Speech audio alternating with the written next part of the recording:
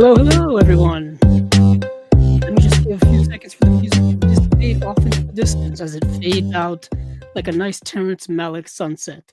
Welcome back, one and all, to another exciting episode, spine number of Chasing Labels. This is episode number or spine number 161, and we are coming to you live here uh, on the last day of March of 2025, March 31st. So tomorrow is April Fool's Day. Tomorrow is April 1st. Tomorrow, of course, for those of you who are collectors, like myself, excuse me, tomorrow there will be a new announcement for Vinegar Syndrome as well as their partner label titles. Obviously, since it's the day before that, you won't get any of that here. You will probably get it on either the next episode, or I'm contemplating. Now, don't hold me to this. I'm contemplating just doing kind of a interstitial, intermittent episode of just going through those titles when they are announced and when I get around to watching as many of them as I can. That also depends on what happens within the next 2 weeks in terms of what we get for announcements and what my schedule is looking like, energy wise, motivation, all of those things. But today we will be going through all of the kind of remaining announcements from March of 2025. Welcome to, I guess, the early days of spring. Spring has sprung here, depending on where you are in the world. I could definitely tell you that here in northeastern United States, it is springtime, although the weather is not springish at all.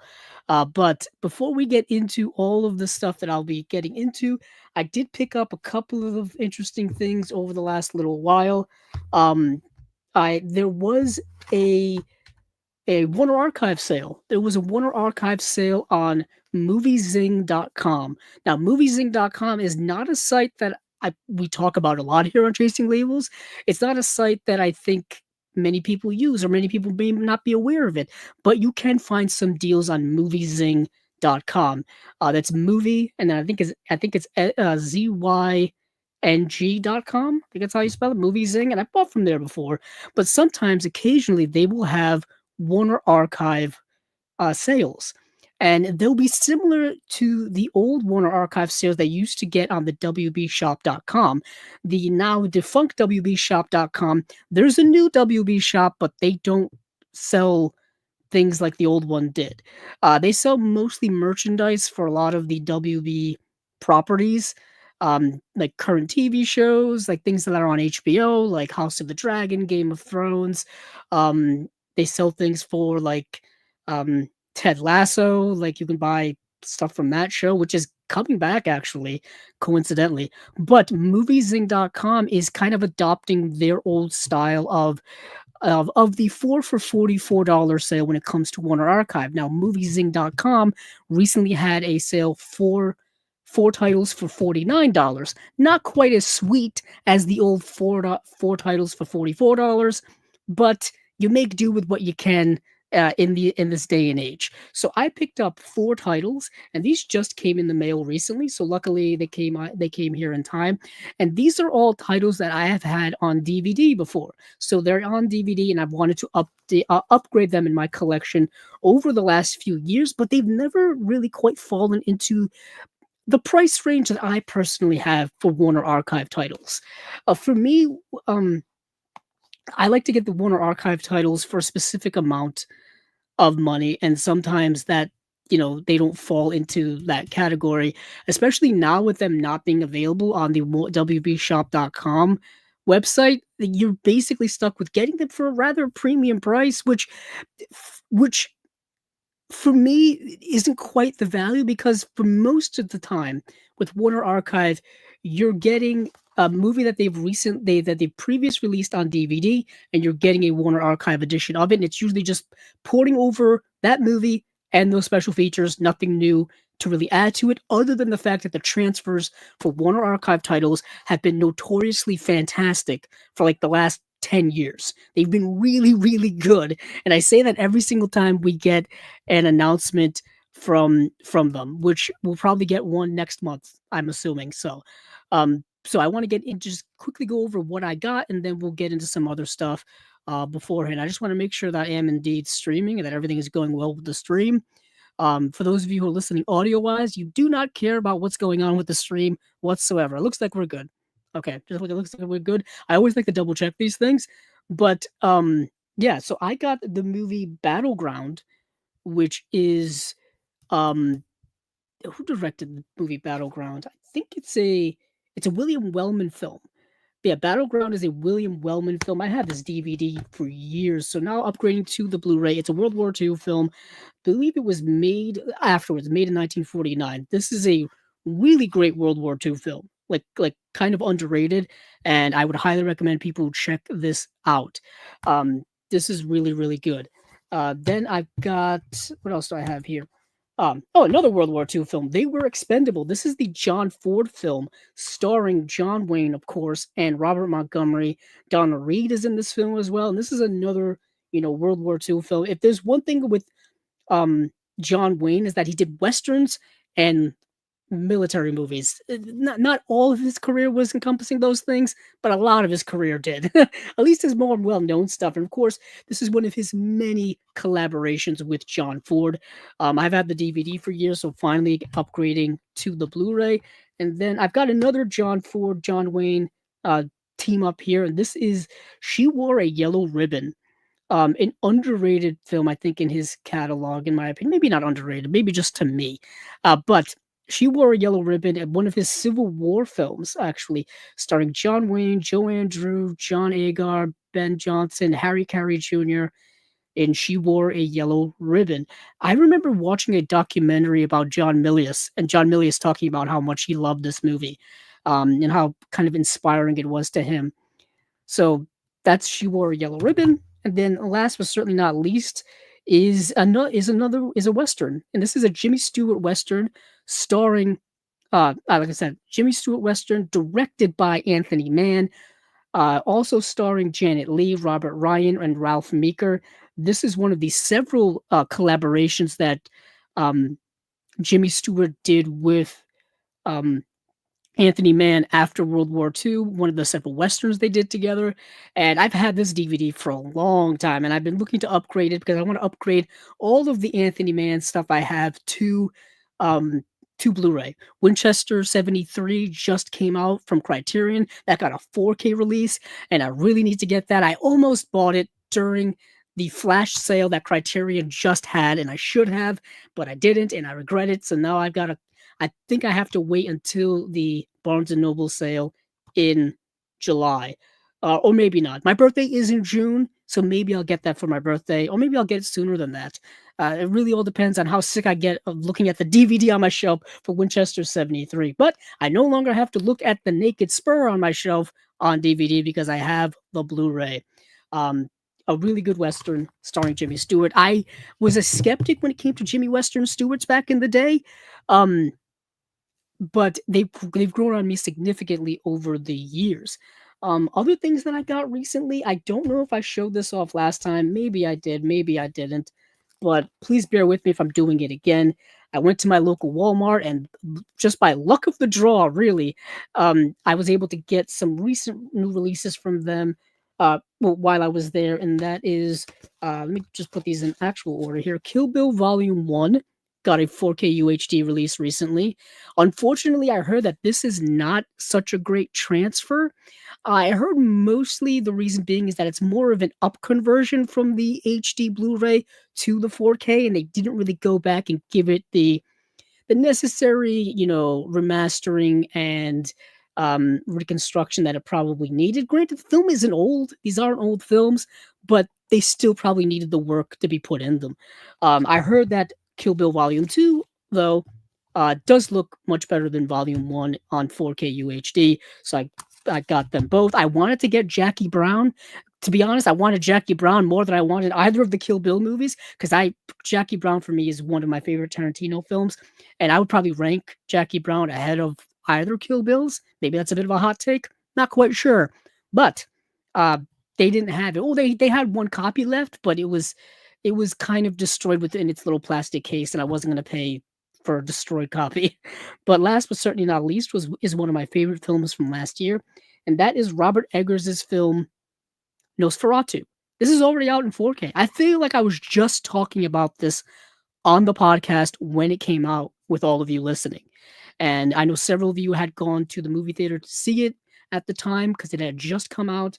And now it's literally already out on Blu ray, DVD, and 4K. That's how quick the turnaround is now. For a lot of mainstream movies that are coming out in theaters, the, it's getting to home video very quickly, and it's coming to not streaming, but you can rent it at home in less than 3 weeks. In less than 3 weeks. It's kind of astonishing how quickly the turnaround is these days. So that is all of these things that I got recently. There are a bunch of sales that are currently going on, which I'm sure many of you are aware of. Arrow is having their Easter sale that they have every year. Kino is having their Easter spring season sale that they have every year. Amazon's been having a buy two get one free sale now for a little while. I don't know how much longer that's going to last. I think they were just doing that to price match Target. And there's been some other sales that are going on too. But yeah, just a lot of stuff going on. But we do have some comments here before we get into things. We do have Acres of Movies says, "Yay for one of the best programs around." Wow, thank you. Donna Reed was underrated. Donna Reed was underrated. Have you seen Rock? Uh, I haven't seen it. I'm assuming you meant to write Rock Hudson, dark comedy, pretty girls all in the line. I have not seen that. It's probably one of the many Rock Hudson films I still need to get for my collection. Uh, Acres of Movies again says, "Do you like the '90s Western Bad Girls?" I don't think I've seen it. To be honest, I don't think I've seen it. I'm gonna add it to my list though. Acre says, "Is it okay? I only like Stellan of all the family. No other one of those for me." I'm assuming Acres of Movies means Stellan Skarsgård. There are many Skarsgårds. There's Stellan Skarsgård, there's Bill Skarsgård, there's Alexander Skarsgård. I think they're all really, really talented. Obviously, Stellan is the one that's, he's the father. He's been in so many movies. He's kind of a legend, if you will. But Alexander Skarsgård is a really good actor. And Bill Skarsgård is really good as well. I think there's a third one, and I can't remember what he's been in. But a heck of an acting family, if you will. A heck of an acting family. Let's see. Acres of Movies also says Stellan from Good Will Hunting, not enjoying the performances of the other relatives. Well, you don't have to. You can, you know what I mean? No one says you have to, but Stellan Skarsgård in Good Will Hunting is very good. He plays the professor in that movie. For those of you who haven't seen it, he's the professor at, I think it's MIT. And he's the one who kind of discovers, Will, and discovers that he's the one who solves the equation on the blackboard, and he's the one who introduces him to the Robin Williams character to try to break through his mental issues that he's having in that movie. It's one of my favorites of all time. It really, really is. Let's see. Acres of Movies also says, I like the Alexander one in Battleship. I'm assuming you mean the Peter Berg film Battleship, which is a movie that I think I've seen once, but he is in that movie. So is Taylor Kitsch. I think Rihanna's in that movie as well. I don't even own it. But yeah, he's in that movie. But for me, Alexander Skarsgård, his best work is his TV work. Obviously, many of you probably know him in True Blood, but he's done a lot of other HBO and TV work, and that's where he's really shined. He's really, really shined in his TV work. But let's get into what we have to get into this week for episode Spy number 161. It is the last week of the month. So let's start off with Kino. Kino didn't have much in the way of announcements this time around, so it's not going to be as long. And a lot of these are things I've talked about before, and they've just given us, street dates as well as special features. First up here is a movie called Nate and Hayes from 1983. And I think I've mentioned it before because it was announced, but it is coming out May 27th. Nate and Hayes, 1983. Brand new HD master from a 4K scan from the 35mm original camera negative. 2 new audio commentaries, one from film historian and author Dwayne Epstein, and another one from film historian Mike Leader and I think it's Russell Waite. Sorry, my eyesight's not great. Russell Waite, and that is it. But how can I describe this movie to people? If you ever wanted to see Tommy Lee Jones as a 19th century pirate, here is your chance. Like, because he is the Hayes in this title. His name is Bully Hayes, and he is a pirate from like the 1880s. Michael O'Keefe plays this Nate character who is, I think he's like a preacher or a studying preacher. He wants to become a preacher. And they end up having kind of this relationship with this woman, and this woman ends up getting captured, and they've got to go rescue her. That's kind of the movie. It's very Pirates of the Caribbean esque. A little, yeah, I would say it's more silly than that, but most of them are kind of pretty silly. But it's Tommy Lee Jones as a pirate in the 1880s. That's the best way to describe that movie. Michael O'Keefe, like I said, plays the other title character in this. Michael O'Keefe, people would probably know as Danny Noonan from Caddyshack. That's at least where I know him from mostly, but he's still acting to this day, as well as Tommy Lee Jones. Um, so let's move on from Nate and Hayes. Uh, we do have some details now on the Wayne's World 2 4K UHD release. So this is also coming out May 27th now. I remember I announced a few episodes ago that this was coming. Super excited for it. This is a nostalgia thing for me. Tommy Boy, Black Sheep, Wayne's World Part 2. These are all kind of nostalgia films for me growing up watching these, specifically Wayne's World and Wayne's World 2. I watched those when I was super young, like elementary school aged young, because Wayne's World 2 came out in 1993. I was 6 years old. I was 6 years old. So I remember watching that on VHS. I remember watching Wayne's World on VHS. So now that they're both out on 4K, because there is a 4K from Wayne's World, it's a similar situation to Tommy Boy and Black Sheep. Wayne's World got a 4K UHD release directly from Paramount, and through the deal that Paramount has with Kino, they are releasing Wayne's World 2 through Kino. I guess they're saving what is perceived as the lesser film to the boutique label. To me, it's not a lesser film, in my opinion. Yeah, Wayne's World is better, but to me, Wayne's World 2, I still have so much fun with. But it is a 2-disc release. Disc 1 is the 4K UHD, brand new HDR Dolby Vision Master from a 4K scan of the 35mm original camera negative. Audio comment, excuse me, audio commentary with director Steven Surgic. Surgic, I think it's pronounced. And then on disc 2, which is the Blu-ray, it's brand new HD master. Audio commentary, extreme close-up featurette that runs 14 minutes long. 6 US. It says 6 US and 2 UK TV spots, and that's it. So you kind of just get an audio commentary and a featurette. That's about it. Not the deluxe, deluxe treatment that I would prefer, but at least we're getting the movie in 4K. Next is a movie called Vertigo for a Killer from 1970. This is just announced. It says coming on Blu-ray 2023 4K restoration by Studio Canal. So I assume Studio Canal has already put this out. Let me go check Blu-ray.com really quickly. Vertigo for a Killer. I guess it hasn't. No, it hasn't. That's odd. It's interesting that Studio Canal would do a restoration and not put it out on Blu-ray or 4K. But Vertigo for a Killer is a movie I did not get to watch. Wow, not even a synopsis here. So I've got to go to my letterbox to get the synopsis for it. Let's see. I don't think I need to give a synopsis for Wayne's World 2. They've got to put on a rock show. That's kind of the premise of the movie. Wayne Campbell, portrayed by Mike Myers, has a vision, has a dream that he's visited by the late great Jim Morrison that tells him he's got to put on a rock concert. It's kind of like Field of Dreams, but with rock and roll music, which I'm all for that.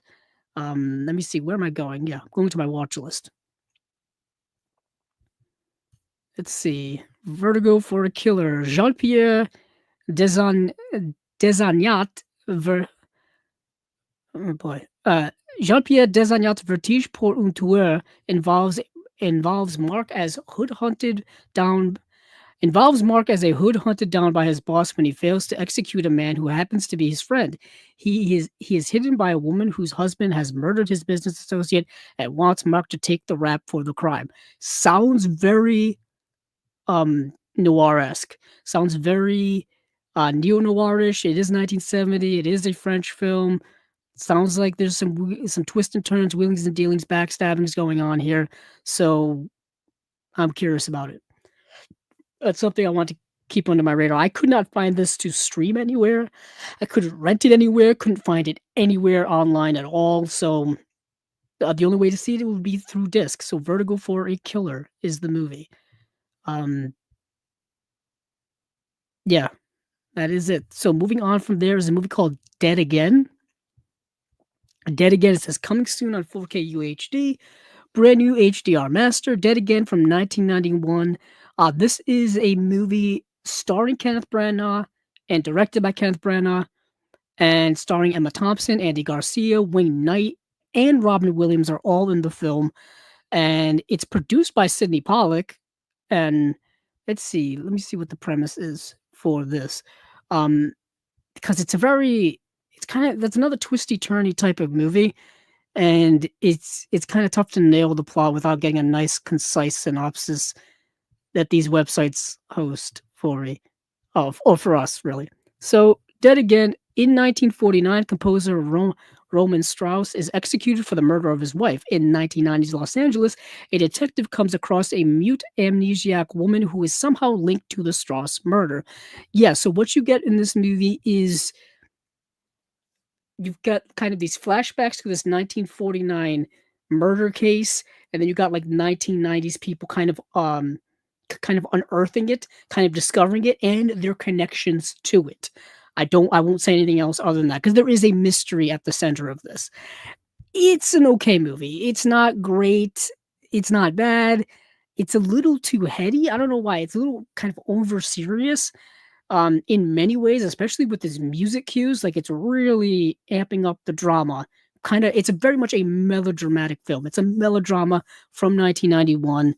Um, Very theatrical in its portrayal of its acting, which makes sense. I mean, Kenneth Branagh does have a theater background. Heck, he's known for doing Shakespeare adaptations with Henry V, as well as Hamlet, as well as Much Ado About Nothing. So that makes sense, I guess. But for this type of material, it kind of didn't need it, and it kind of came off a little false while watching it. But that is the movie Dead Again. Let's see. Let's move on from Dead Again. Kingpin, which we talked about already, is also coming out on May 27th. 2-disc edition, brand new HDR Dolby Vision Master for the theatrical cut from a 4K scan of a 35mm original camera negative. New audio commentary by entertainment journalists, authors Brian Reisman and Max Every. On the second disc, disc 2, which is the Blu-ray HD master of the theatrical cut, new, and the extended cut. So you only get the extended cut in HD, not 4K. So, and they're both coming from a 4K scan of the 35mm elements. Audio commentary by directors Peter and Bobby Farrelly. On the extended cut, new commentary from those same journalists, Brian Reisman and Max Every, for the theatrical cut. It says Kingpin's extra frames with the Farrelly brothers. Featurette, 19 minutes and 14 seconds. So the Farrelly brothers are from where I live. They're from Rhode Island. And I think Peter Farrelly went to the same college that I did. So not at the same time. He went decades earlier. But they're from here, which is kind of cool. So yeah, you get the theatrical cut of Kingpin and the extended cut on Kingpin. The difference in time for those two, theatrical cut is 114 minutes, and then the extended cut is 117 minutes. So, of course, the Farrelly brothers, or Farley brothers, however you want to pronounce their name, I probably should have figured out how to pronounce their name by now, but of course I haven't. They're the minds behind Dumb and Dumber, There's Something About Mary, Me, Myself, and Irene. And this movie is like a classic comedy starring Woody Harrelson, Randy Quaid, Chris Elliott, and Bill Murray. Let me just read what it says here. It says um, Woody Harrelson, Chris Elliott, Bill Murray, um, come up winners in this riotous gag-a-second comedy with plenty of balls.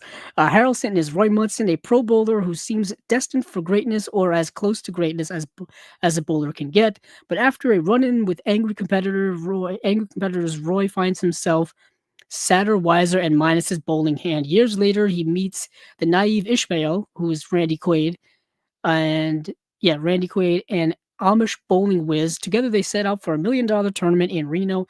Along the way, um, pick up Claudia, a sexy vixen with brains, attitude, and really big ideas. With her help, they make it to the tournament. But will Roy and Ishmael win the big match and score fame and fortune, or will their hopes and dreams go barreling down the gutter? A lot of bowling references in that synopsis, but this is a movie that I'm sure many of you probably have seen, many of you probably have. It's a fun comedy by the Farrelly brothers from when did this? 1996. Okay, 1996. I remember when this came out. I would have been 9 years old when this came out, so I think I saw it like years afterward. I think I've only seen it once, and I have it in my collection. I have the Blu-ray that was put out, I think, by Paramount several years ago. I think it was part of their 100-year anniversary Blu-ray release cycle. I'm not sure. I'm looking over on my comedy section on my shelf, and I can't do alphabetical order in my head very quickly because I'm going back and forth scanning. I'm going from H to M, and I can't find it, but it should be in there. Anywho, that's Kingpin. So moving on from Kingpin, we've got an advertisement for their March Madness sale. Like I said, it's going on right now. Um, it's going on until April 21st. So it'll be going on for at least the next 3 weeks. 3 weeks. Check out their sale. There's a lot of good stuff you can find in there if you dig deep. Some of their 4Ks are on sale, and those are all pretty good. Recently, I actually finally got to watch one of their 4Ks. I watched Mystery Men. Mystery Men, a movie from my childhood. I saw this when it came out back in the theater. My goodness. Back when it came out in 1999. I was 12 years old because I think this came out, I want to say during the summer of 1999. I remember my late great Uncle Al took all of us to go see this movie. And that was probably the last time I saw it, was seeing it in the theater in 1999. And the memory of that has always stuck with me. And I always thought that this was based on a comic book because it feels so comic booky, and I don't think it is because I haven't been able to find any information that's based on a comic book. But it's just about a group of super kind of dumb superheroes and have to rise to the occasion. Wildly comedic, wildly set in its time. Definitely late '90s movie. Really great cast in here. You've got Greg Kinnear's in the movie. Jeffrey Rush is in the film. You have, no goodness, the late, Pee Wee Herman is in it. Janine Garofalo, Kel Mitchell, Wes Studi. By Pee Wee Herman, I mean Paul Rubens, who just passed away recently. Coincidentally, another personal connection. Janine Garofalo went to the same college as I did as well. Interesting that I'm bringing that up. William H. Macy is in here too. I think I mentioned Ben Stiller already. But an interesting film. This was directed by somebody, I think this was their first film. Because I think they had just done like music videos or commercials work before this.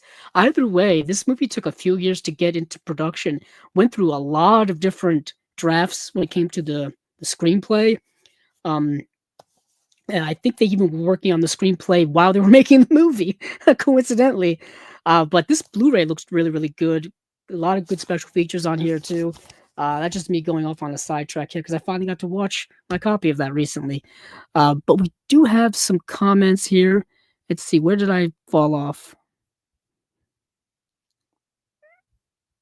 Let's see. Hold on, I gotta scroll back up. Let's see. Acres the movie says, you run a farm, hire 4 farm workers, and 3 apply, choose 2. Crawl, the Pauly Shore character in Son-in-Law. Okay.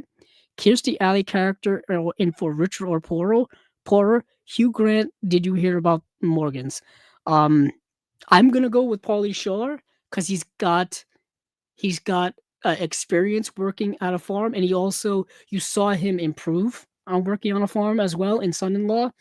So that's my number one pick there. Um, and you know what? I'll go with Hugh Grant too. He seems like a smart guy.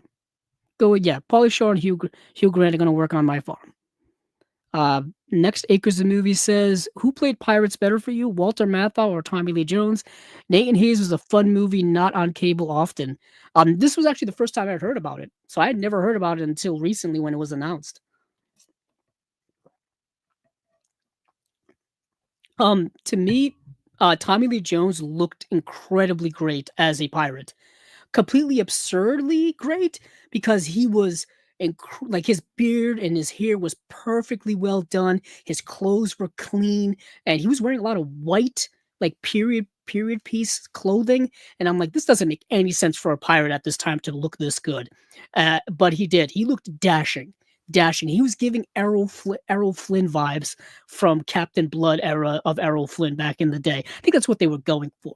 For some reason, Hollywood tries to unearth like these long begotten subgenres or genres. Like the pirate movies try to make a comeback every so often. They tried doing it in the 70s and into the 80s, obviously, these swashbuckling movies. They tried doing it in the 2000s, of course, with the Pirates of the Caribbean films, which definitely worked. Those were successful. The problem is like I don't think any other pirates movies during that time were successful as the Pirates of the Caribbean films with, Johnny Depp and Orlando Bloom and Keira Knightley, Jeffrey Rush again. I just mentioned him, but yeah, it's interesting how these genres try to resurface. Let's see. Acres of Movies also said excited for Dead Again and Kingpin. Thanks for describing features and discussing. Yeah, that's kind of what we do here, just to get people aware of when these are coming out, aware of what's coming with them, and to see if they want to buy them or not. It's kind of what we've been doing here on Chasing Labels now for 4 years. This is actually the 4-year anniversary of Chasing Labels this month. The month of March, 4 years ago, was when we launched our first ever episode of Chasing Labels. So back in March of 2021 was the first ever Chasing Labels episode. So we are 4 years into this. 4 years into it, coincidentally. Acres of Movies is asking a very important question here. Do you expect Airheads Blu-ray soon? Kingpin and Wayne's World 2 and 2 may pave the way. I want Airheads to be reissued on Blu-ray so badly because one of my biggest faux pas as a collector ever is those Airheads Blu-rays that now go for $100 or more on eBay and places like that. They were in bargain bins at places like Best Buy and Walmart and Target for a while, and they had tons of them, and I just never bought them. I just never bought one because I didn't think that they were going to go out of print anytime soon, because they're in a $6, $7, $8 bin. You know what I mean? These are going to be here, but lo and behold, they're not anymore. So Airheads, for those of you who have Airheads on Blu-ray, hold on to that as long as you can. I hope it happens. I hope somebody puts it out. Let me see quickly, because I don't want to take too much time here. Airheads, I want to see who put out the Airheads Blu-ray, just because it'll give me a sense of okay. Stars/Anchor Bay. I don't know who's. I don't know who's in charge of the catalog anymore. I know once upon a time. Let's see, Anchor Bay.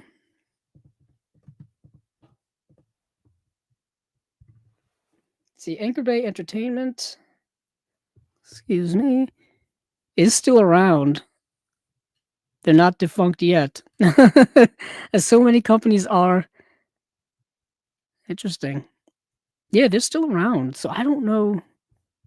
I would have to do a whole investigative history of who has them. A company right now called Umbrella Entertainment that was founded in 2018 acquired the rights to Anchor Bay in 2024, so a year ago. It says, Thomas Zanbeck and Brian Katz plan to revive Anchor Bay. The new company will specialize in genre films, undiscovered treasures, cult classics, and remastered catalog releases. Hey now, hey now. Um, oh, distribution is being handled by MVD Entertainment Group. Okay. Okay. So it also says the library of former Anchor Bay will be retained by Lionsgate. So I don't know. So it's either between MVD and Lionsgate in terms of home video, I'm guessing. So we'll have to see. We'll have to see what happens with Airheads. I'm hoping they would license it out to somebody. Or if Lionsgate puts it out themselves, that would be kind of nice. Or if MVD puts out an edition of it, because they put out stuff as well. We haven't talked about them in a long time, to be honest. So I've got to check back in on what's going on over at MVD. I knew our friend Eric Wilkinson, who's been on Chasing Labels twice, was doing a lot of work over at MVD. I don't know if he's still there, because last time I saw him and talked with him, he was opening up his own like video and record store down where he lives, down I think in I think New Jersey, Pennsylvania, in that area. He was opening up his own store down there, so I don't know what he's up to. Acres of Movies says I'm on cloud 9 for Swordfish. Interesting. We'll definitely get to the Arrow titles. Acres of Movies says he's talking about Swordfish scenes. Okay. And then Acres Movie also says Dead Again, very interesting. Also Shattered from 1991 with Bob Hoskins and Berenger and Greta Scacchi. Both are similar a bit. Let's see. Acres Movie says, have you seen Goldie Hawn and John Hurd Deceived 1991? I have not. I am woefully uneducated when it comes to Goldie Hawn films. I haven't seen a lot of her work. I have Private Benjamin on DVD. Of course, I've seen her when she was in Overboard. But off the top of my head, there's so much more Goldie Hawn I have to see. So I've got to go. I got to go and find a list of Goldie Hawn films that are available for me to get and for me to watch. Oh, I was a young. Acres of Movie says they saw Dead Again in the cinema. Very cool. Very cool. Says Acres of Movies asks, how much money are people paid for doing DVD commentaries? That is a good question. Probably a question I should have asked many of the people who have come on Chasing Labels, but that also is kind of a little bit too personal to ask. I don't know. I honestly have no idea. I'm assuming it's based off of the person. I'm assuming someone like a Guillermo del Toro gets paid a lot more than someone like myself. I'm assuming there's a difference there in terms of how much someone gets paid to do a commentary on the movie. Maybe that's built into the contract that they do when it comes to director commentaries. When it's like someone who does freelance work, like we've had many freelancers here on Chasing Labels. Our friend Kat Ellinger, Alexandra Heller Nicholas, our friend Adrian Martin, who's done work for extras. So many people we've had here. And I've never asked them. I've never asked them that. I always thought it was too personal. I don't know why. Let's see. Acres of Movies says Alan Rickman did terrific as Rasputin in the 90s HBO movie. Who would you cast as Rasputin now? Oh my goodness. First of all, Rasputin is kind of a nasty looking creature. Rasputin.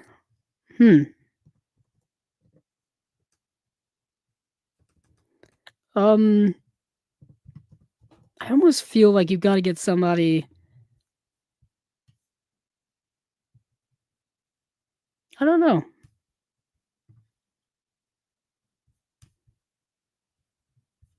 I don't know why Adam Driver's coming to mind. Reese Fonz maybe a little bit more appropriate. Someone like that.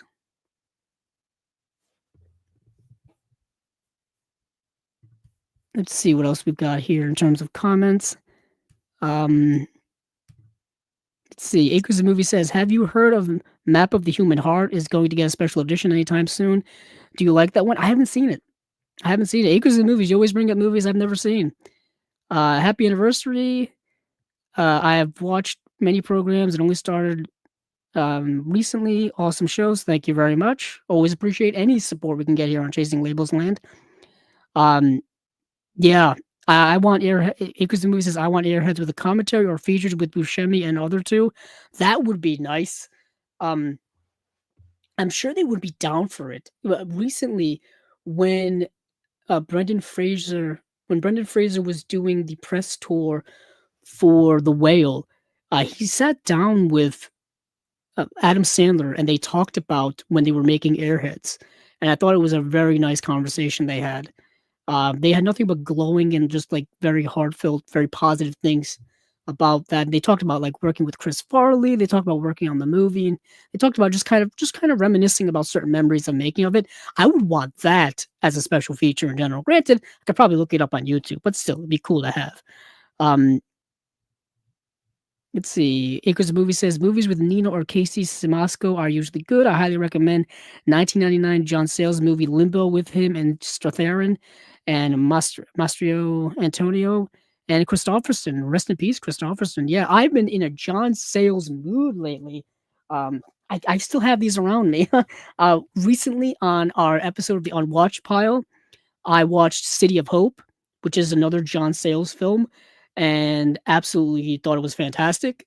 I got my other John Sayles films here with next to me as well, with Matewan as well as Lone Star, and I've got to get other John Sayles stuff too.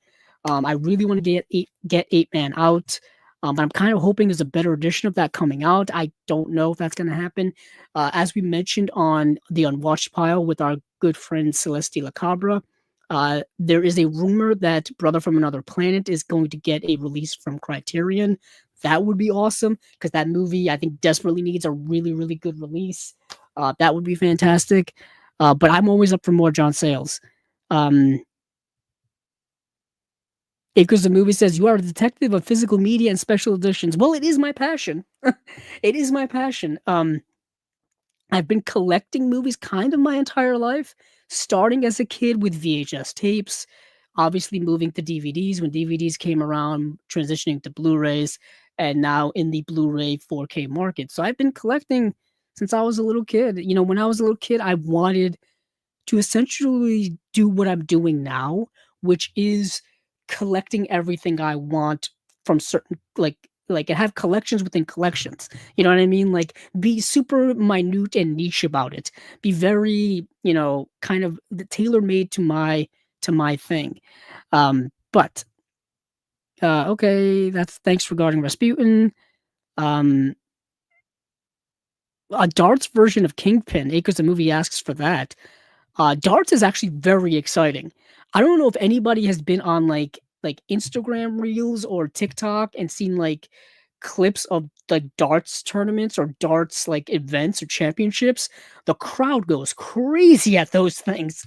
It is exciting as all heck. So yeah, why not? Why not? What else do we have here? So I guess the movie says I've been collecting too. Awesome. Yeah, I collect movies, books, comic books are pretty much my thing. Um, yeah, that's pretty much been my thing my whole life. Movies and books, and then later in my life collecting comic books since about 2011. I've been collecting comic books too. But back to the task at hand. There is a couple of two announcements left from Kino. We've got Last Known Address, which is a movie directed by Jose Giovanni.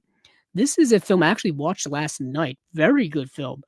Um, let's see. It just says coming soon on Blu-ray, 4K restoration by Studio Canal. Last Known Address is a 1970 film, and it's a bit of it's another neo noir. I'm gonna call it neo noir because I believe that's what it is. So we've got.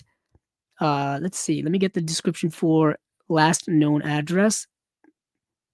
Let's see. Yeah, I'm gonna go here.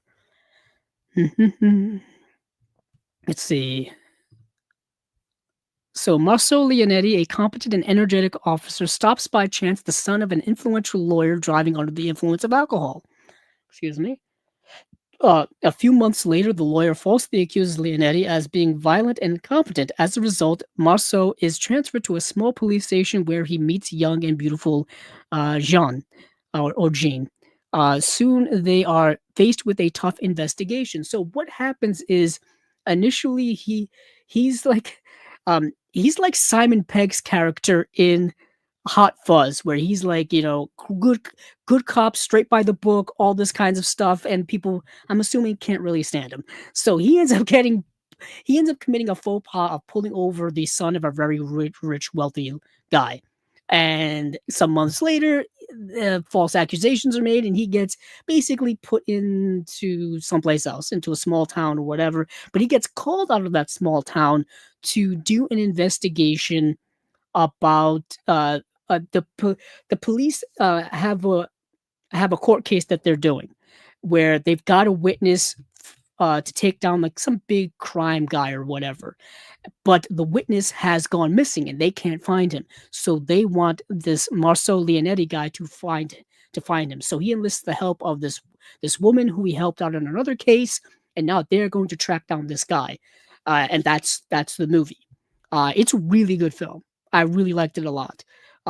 It's not only has the hard boiled investigation type stuff, but it's got like a lot of great dialogue, a lot of great situations in it. There's also a lot about kind of like police duties, police not corrupt, yeah, corruption, politics, stuff like that as well. A lot of twists and turns that you get in film noir type of stuff. I dug it. I really dug it. The movie's called Last Known Address, coming out from Kino, I believe, in the future. Yeah, just on Blu-ray, 4K restoration by Studio Canal, and yeah, Last Known Address. Now, last but certainly not least, was announced yesterday. Um, the movie Road Trip is getting a 4K UHD release. Yes, you heard it here first. Not really first, but you've heard it here. Brand new HDR/DV master by Paramount Pictures, part of the Paramount Kino deal. The movie Road Trip from 2000. Now, this is a blast from the past. It's the 25th anniversary of that movie. First of all, I don't know where the last 25 years have gone, but there we go. I was 13 years old when this movie came out. 13 years old in 2000, this was the movie everybody was seeing. It's the sophomoric, um, raunchy teenage college age comedy. There was a big revival of that subgenre of comedy in the late 90s and 2000s. Huge revival. Started with American Pie in 1999. You also had Can't Hardly Wait, which was a little more sincere, not quite, that raunchy comedy, kind of overshadowed by American Pie, honestly. Then you had Road Trip, you had Old School, of course you had Superbad, and there was a bunch of other those types of, teenage or college age raunchy comedies. And they were just a revival of movies we had seen in the 80s. Things like, well, I think Animal House was late 70s, but you know what I'm saying? Revenge of the Nerds, those types of stuff. And Road Trip, I've seen this movie so many times. Every single weekend, they used to play this movie on cable TV every weekend. Of course, it was edited down because they couldn't show the nudity or the language and all that kind of stuff. But I've seen this so many times. For this to get a 4K UHD release is kind of mind-boggling because it's not that type of movie. But they did give the American Pie films 4K UHD releases recently too. 88 films has been giving them 4K UHD releases. So hey, what what are you gonna do? But this has a cast in it: Breckenmeyer, Sean William Scott, Amy Smart, Tom Green, DJ Qualls. I've saw DJ Qualls at I think at the first ever Comic Con that I went to, the local comic book convention here in Rhode Island. I saw DJ Qualls there, and I've seen him, in other things many years. He was in The New Guy. That was another one of those types of comedies that came out around that time. I loved that movie. Yeah, these are all just super nostalgia trips for me. Anthony Rapp's in this film. Andy Dick is in this movie at one point. Fred Ward at one point. Um, yeah, man, what a movie. It's co-written and directed by Todd Phillips. Of course, did the Hangover movies, did Due Date, War Dogs, did both Joker movies. But yeah, Road Trip, what a trip of a movie. And the movie's it's a road trip comedy movie with these friends from college they've got to intercept a letter that I think Breckin Meyer's character sent to his girlfriend. It's been so many years since I've seen it. Um, yeah, it's what a wildly dated concept. But yeah, it's either a letter or a message that he sent, like a voice message that he sent. Oh goodness, it's been so long. Yeah, it's been so long since I've seen the movie. Let's see, Road Trip. It's Yeah, that revival back then was quite a thing. A lot of the movies, they did things in those movies you could not get away with in movies today. Some of the language, some of the jokes, all that stuff. So, after an Ithaca college student films his one night stand with a beautiful sorority girl, he discovers one of his friends has accidentally mailed the homemade sex tape to his girlfriend in Austin. In a frenzy, he must borrow a car and hit the road in a desperate bid to intercept the tape. That's what it was. That's what it was. He accidentally sent the tape to his girlfriend who's at another college like across the country. So now they've got to go on a road trip to get it. Freaking videotapes. We're talking videotapes. Even by 2000 standard videotapes were kind of on their way out a little bit. DVDs had just started. Man, uh crazy. Um yeah, so that's everything from Kino. So Acres of Movies says something that's rather poignant. I love looking at my collections, like looking around and having a huge cinema or being at the cinema. I never imagined being able to collect and see anything. Always, it is great. I kind of feel the same way. And what I've been doing lately, specifically, is I've been kind of building out my catalog of titles. Uh, Getting things cheap, getting things that I've been kind of, hovering around getting for years, but never really wanted to pay a lot. And by this point, you can find a lot of cheap Blu-rays online that were very expensive before. Not very expensive, but like when they were new, they were expensive. Now you can find them for 2, 3, $4. And it's just ways you can build out your collection to where you don't have to rely on streaming, essentially. You don't have to rely on streaming, you don't have to rely, obviously, on renting, you don't have to pay to rent online, all this kind of stuff. Just to me, there's just that comfort of, having something, and having it be available anytime I want it. Whether it's a book, whether it's a movie, comic book, like I said, I like that comfort. I like that comfort. So I've been doing that lately online. I've been on a lot of Whatnot. Whatnot is an app that has a lot of live auctions, so you can actually see the condition of what you're buying, as opposed to eBay, where you're kind of usually taking a chance, even if you see pictures. I've bought things on eBay that they look fine in pictures on the listing, and then I get them and they don't look what they look like on the listing. That's happened to me several times. So at least with like a Whatnot auction, you can actually ask the people, hey, can you open it up? Can I look at the disc to see if the disc is scratched? How's the slipcover condition? If you're a slipcover fiend like myself, you can see all that. Those are kind of cool. So I've got like a couple of stacks of those in another part of down here. And I've just kind of been building out, back catalog collection, essentially. So yeah, I need more shelves. That's what I'm saying. I need more shelves. But let's move on to what else we've got cooking here on Chasing Labels. Let's move over to Umbrella. Umbrella had 5 releases, and I believe these are their June or July titles. Let me go check. And they've got quite a lot of stuff here, way more than I anticipated. So they've got 5 releases. These are their July titles. So Umbrella's already in July. So let's see. Let me just list off the individual things that they've announced, and then we'll get into them more intimately. So, a Michael Haneke collection, 1976 to 2012. That is a Blu-ray set. It's a 15 movie set. It's a big one. Then you've got Ozploitation Rarities Volume 3. You have a film from 1975, 1982, and 1985. Science of Sleep from the 2007 Michel Gondry film. Then you've got Peter Pan's Neverland Nightmare from 2025. Intacto from 2001. So let's tackle the big one first. Let's tackle the Michael Haneke collection. So I've seen many of these movies. I haven't seen them all. And there's just too much for me to go through here in terms of each individual one, or else this is going to be I'll be here forever. I'll be here forever. But I will list off the movies that are in this release. So, Three Paths to the Lake from 1976, Lemmings Part 1 and Part 2 from 1979, Seventh Continent from 1989, Benny's Video from 1992, The Rebellion from 1993, 71 Fragments of a Chronology of Chance from 1994, The Castle from 1997, Funny Games from 1997. I think a lot of people are familiar with that film. Code Unknown from 2000, The Piano Teacher from 2001. I think a lot of people are familiar with that film. Time of the Wolf from 2003, Hidden from 2005, The White Ribbon from 2009, and Amour from 2012, which I think a lot of people are familiar with as well.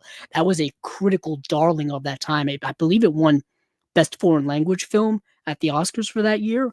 Um, a really heartbreaking film. The one, and for those of you who know Michael Haneke, uh, uh, this won't sound informative to you, but Michael Haneke makes films that are incredibly heavy. They're heavy when it comes to not only their style of filmmaking and their pacing, their subject matter can be very heavy, and these films are not really made for everyone. They're made for a certain type of viewer, a certain type of cinephile, you could say, and a certain type of, mindset of a person, an intellectual, essentially. And they're really, really good. Like Michael Haneke is one of the best filmmakers probably of our time, in my opinion, who is still with us. And I've seen several of these films, and several of these films have been released before. So I have several in my collection. For example, I have The Piano Teacher, I have Amour, I have The White Ribbon in my collection. Uh, Funny Games, I know is one that many people have in their collection. I don't have it, and I know Criterion's put out a Blu-ray of it.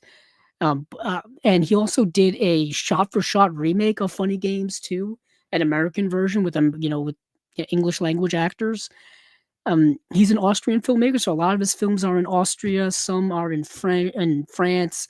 Um, yeah, he's such a wide-ranging director, and this box set here of 15 films gives you a sense of the gamut of him as a filmmaker. Like, you're going all the way from the 70s all the way up to 2012. Yeah, 2012. So you're getting a lot of Michael Haneke in here, and there is a collector's edition of this box set with a 100-page hardbound book, with essays by a bunch of people. You got a custom die-cut rigid case. Like I said, it's a big, thick case. You get a canvas poster. That's canvas is a nice quality. Limited edition numbered release. I'm not sure what this is numbered to, but it looks like every single movie has special features. Yeah, and they have new special features too. Yeah, every single one. Let me see how many discs are here. Let's see. I think it's a 13. It's 13 disc set. So 15 movies on 13 discs. Oh, I also have Cache as well. So the movie Hidden is also known as Cache. I have that on DVD. I don't think that's got a Blu-ray release here yet. For all I know, all of these could come out on Criterion at some point that I haven't been released yet. But every single one of these movies has uh new audio commentary at least.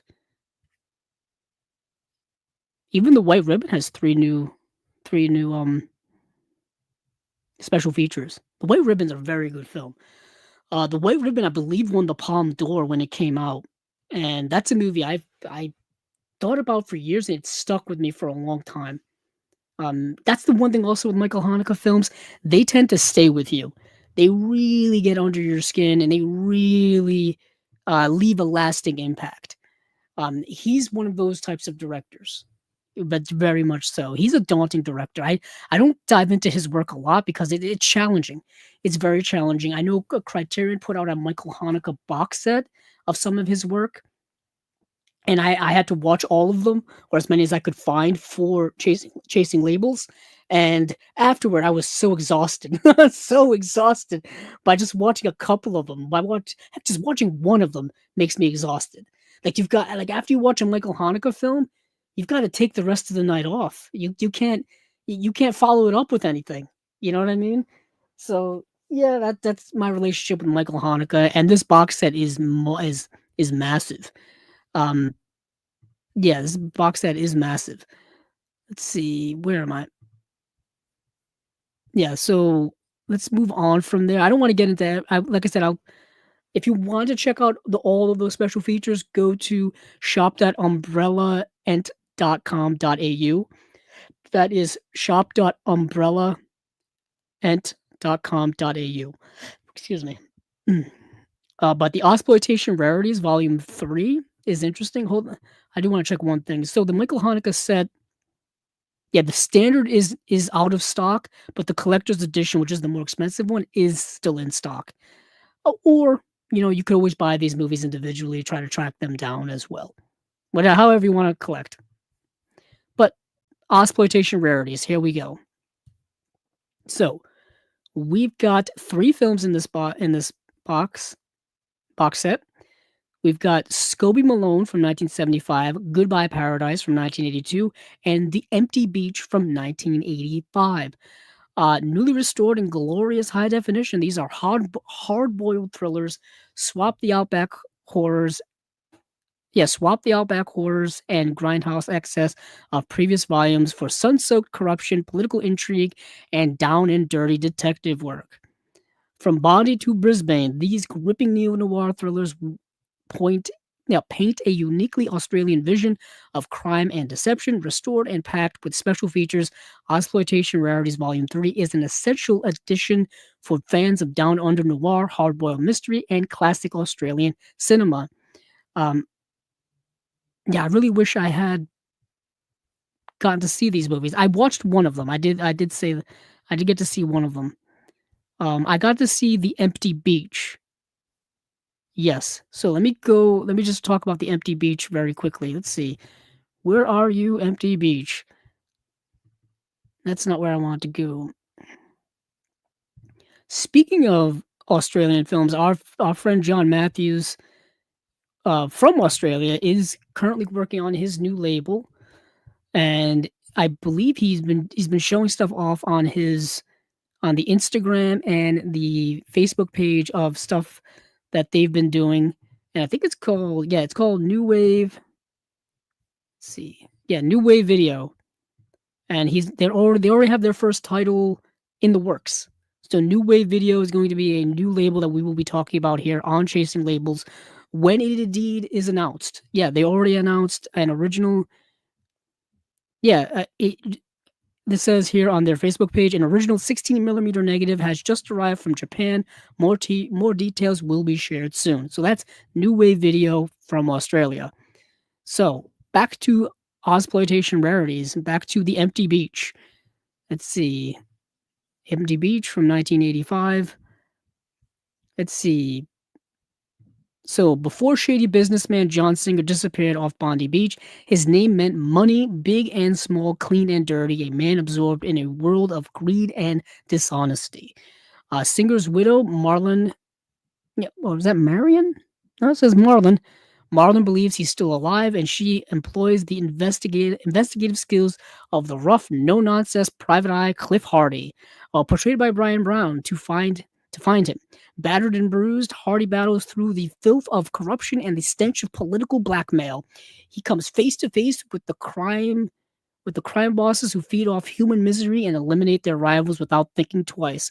From the high life and low life of Sydney to the seediness and splendor of Bondi Beach, Cliff Hardy uncovers the ultimate truth. So once again, we've got a bit of a neo noir here, but it's an Australian neo noir. The movie's fine. I mean, they definitely upsell it here with this lavish description. I'll tell you that. It's a fine film. It's entertaining. It's not great. Yeah, it's fine. It's fine. Um, so that's the one film I got to see from the Exploitation Rarities Volume 3 set. And The Empty Beach does come with a new commentary with actor Brian Brown. Wow, that's awesome. And with the producer and production designer, moderated by Stephen Vag. New Private Eye in Bondi, an interview with actor Brian Brown. New Winter by the Sea, an interview with actor Anna Maria Monticelli.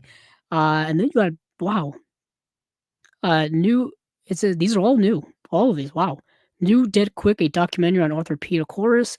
New Mark Hunter, The Empty Beach music video. New Brian Brown Aussie trailer reel. New theatrical trailer. Holy heck, they really went all out for this release.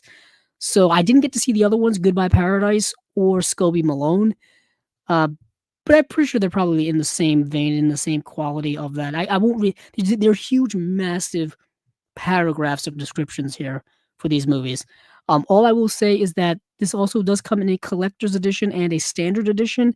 And the collector's edition kind of has a 48-page book with behind the scenes experiences and art, rigid case art by France Cantor. Yes, 8 poster cards, two by A3 reversible posters, limited edition, numbered release. I'm not sure what the yet again not sure what the number the limited edition is, but yeah, each movie has new special features, new commentaries, all new stuff.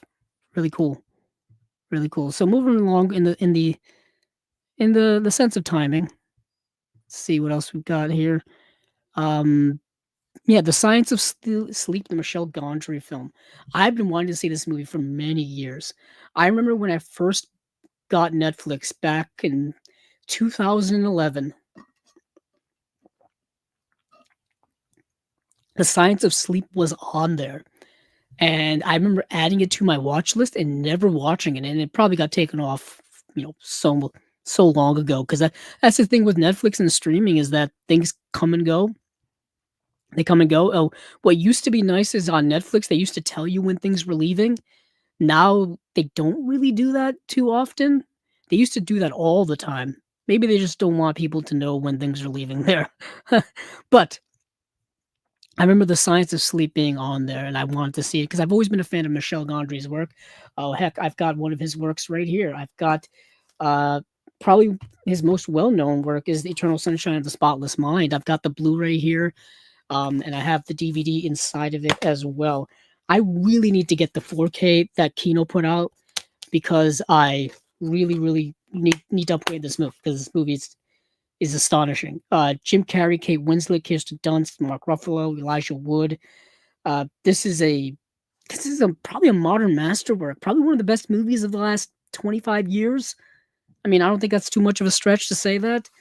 Um, yeah, really, really good film. But Michel Gondry is known for doing very visually um, aesthetically unique films. Even before he started doing feature films, he was doing like music videos and things like that, and his videos were always very, very aesthetically unique. And this film, Science of Sleep, definitely utilizes his skill as a visual director. Yeah, The Science of Sleep is a really interesting movie. It's a challenging film, and it's a film that it drifts between reality and surrealism, and you don't quite know what's real and what's not, and it's hard to kind of follow the story. But let me get the synopsis up for it. Where are you? Um, there it is. Found it. Let's see. The Science of Sleep. A man entranced by his dreams and imagination is love struck with a French woman and feels he can show her his world. That's kind of what it's about. It stars Gail Garcia Bernal and Charlotte Gainsbourg, and they're like neighbors in this apartment building, and he's kind of they kind of become friends. It's not quite romantic. It's more friendship than romance, but they kind of drift between those two worlds of romance and friendship, and certain kind of dreams and delusions and things kind of take over the Gail Garcia Bernal's character's mind, and and you see them on screen.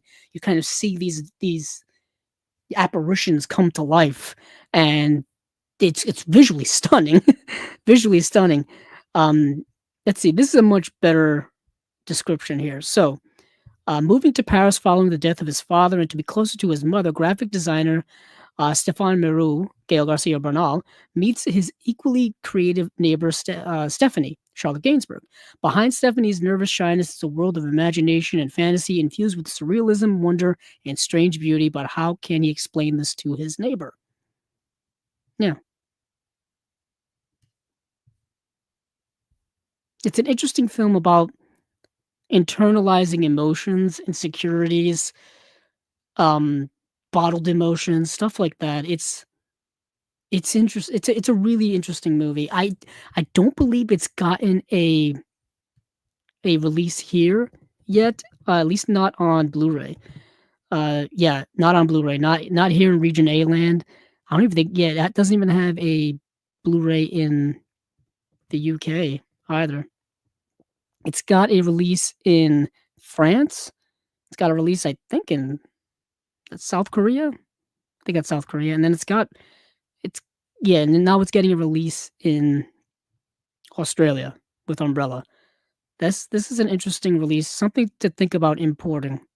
I'm just myself talking out loud, just because I don't know if we're gonna get a release here anytime soon, because it's been on DVD forever. I remember going to used DVD stores, used movie stores, and seeing this always in like the indie section. Like they would have this in there all the time. But this release here is getting a plethora of special features.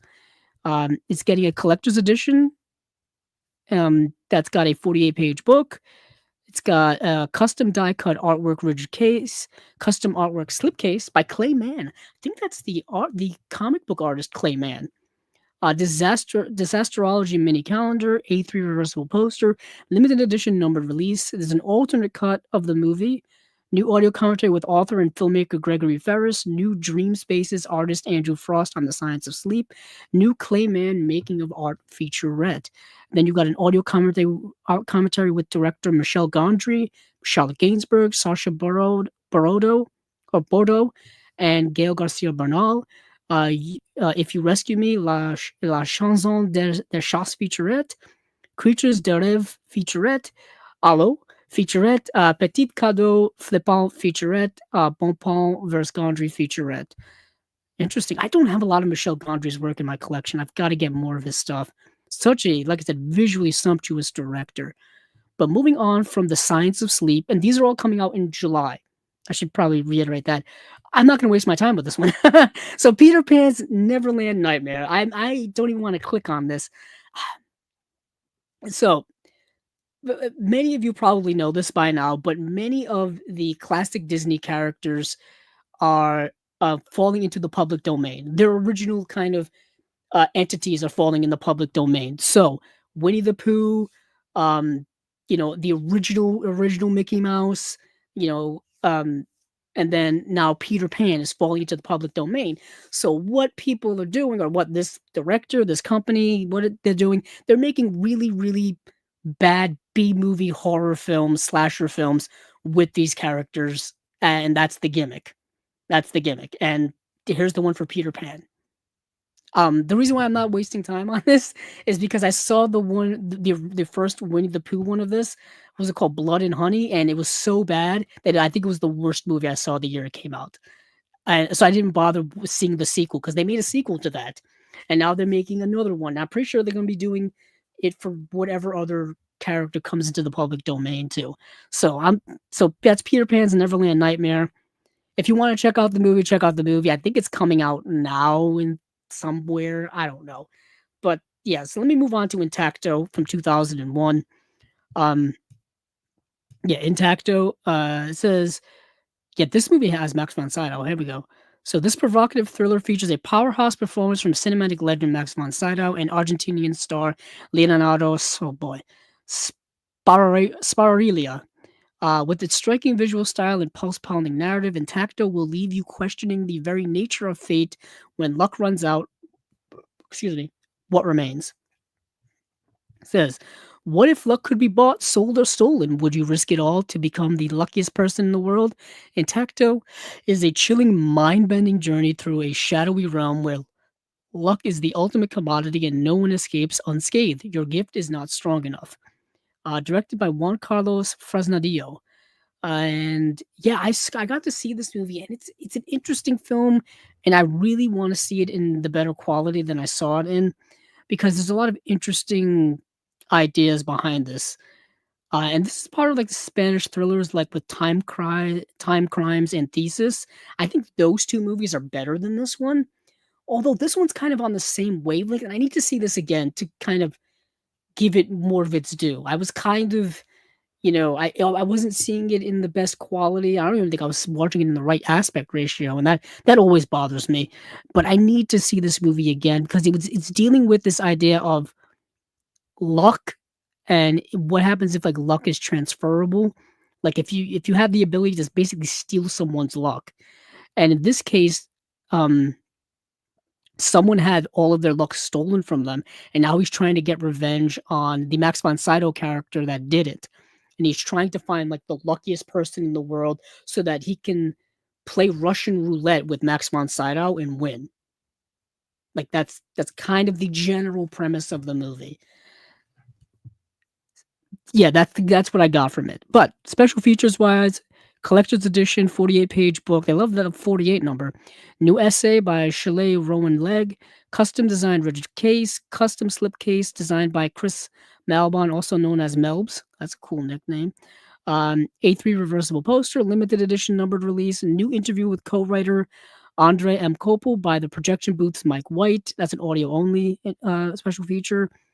The next reel is Andy Nelson and Pete Wright on Intacto. New Episodos short film by Juan Carlos Fresnadillo. Archival commentary with the director, making a feature with the director and producer. Another making of from Intacto, and then the making of the effects of featurette. And there's a Max von Sydow trailer reel. That's kind of cool. But yeah, another movie I kind of need to watch. So that's Intacto from 2001. So I want to see that again. So just before we move on from Umbrella, we've got the Michael Haneke collection from 1976, 2012, Ozploitation Rarities Volume 3, Science of Sleep, the 2007 Michel Gondry film, Peter Pan's Neverland Nightmare, if you want to watch that, Intacto from 2001. And these are all coming out in July from Umbrella Entertainment. Now, let's see where we're going to go from here. But before we do that, let's check some comments. Let's see. Acres of Movies asks, what is your favorite Frances McDormand performance? That's really tough because I think she's one of our greatest actresses of all time, or currently. Let's see. To me, okay, this is kind of biased. My introduction to Frances McDormand is her as the mom in Almost Famous. She is the mom who's slowly going crazy and Almost Famous because her son has been kidnapped by rock stars, as what she says in her class that she's teaching in the movie. The reason why I say that is because Frances McDormand in that movie reminds me of my own mother. The way in which she treats, the character in that movie, William. The way in which she treats William, the over obsessive concern, but that's done out of love, and it's done out of a good source.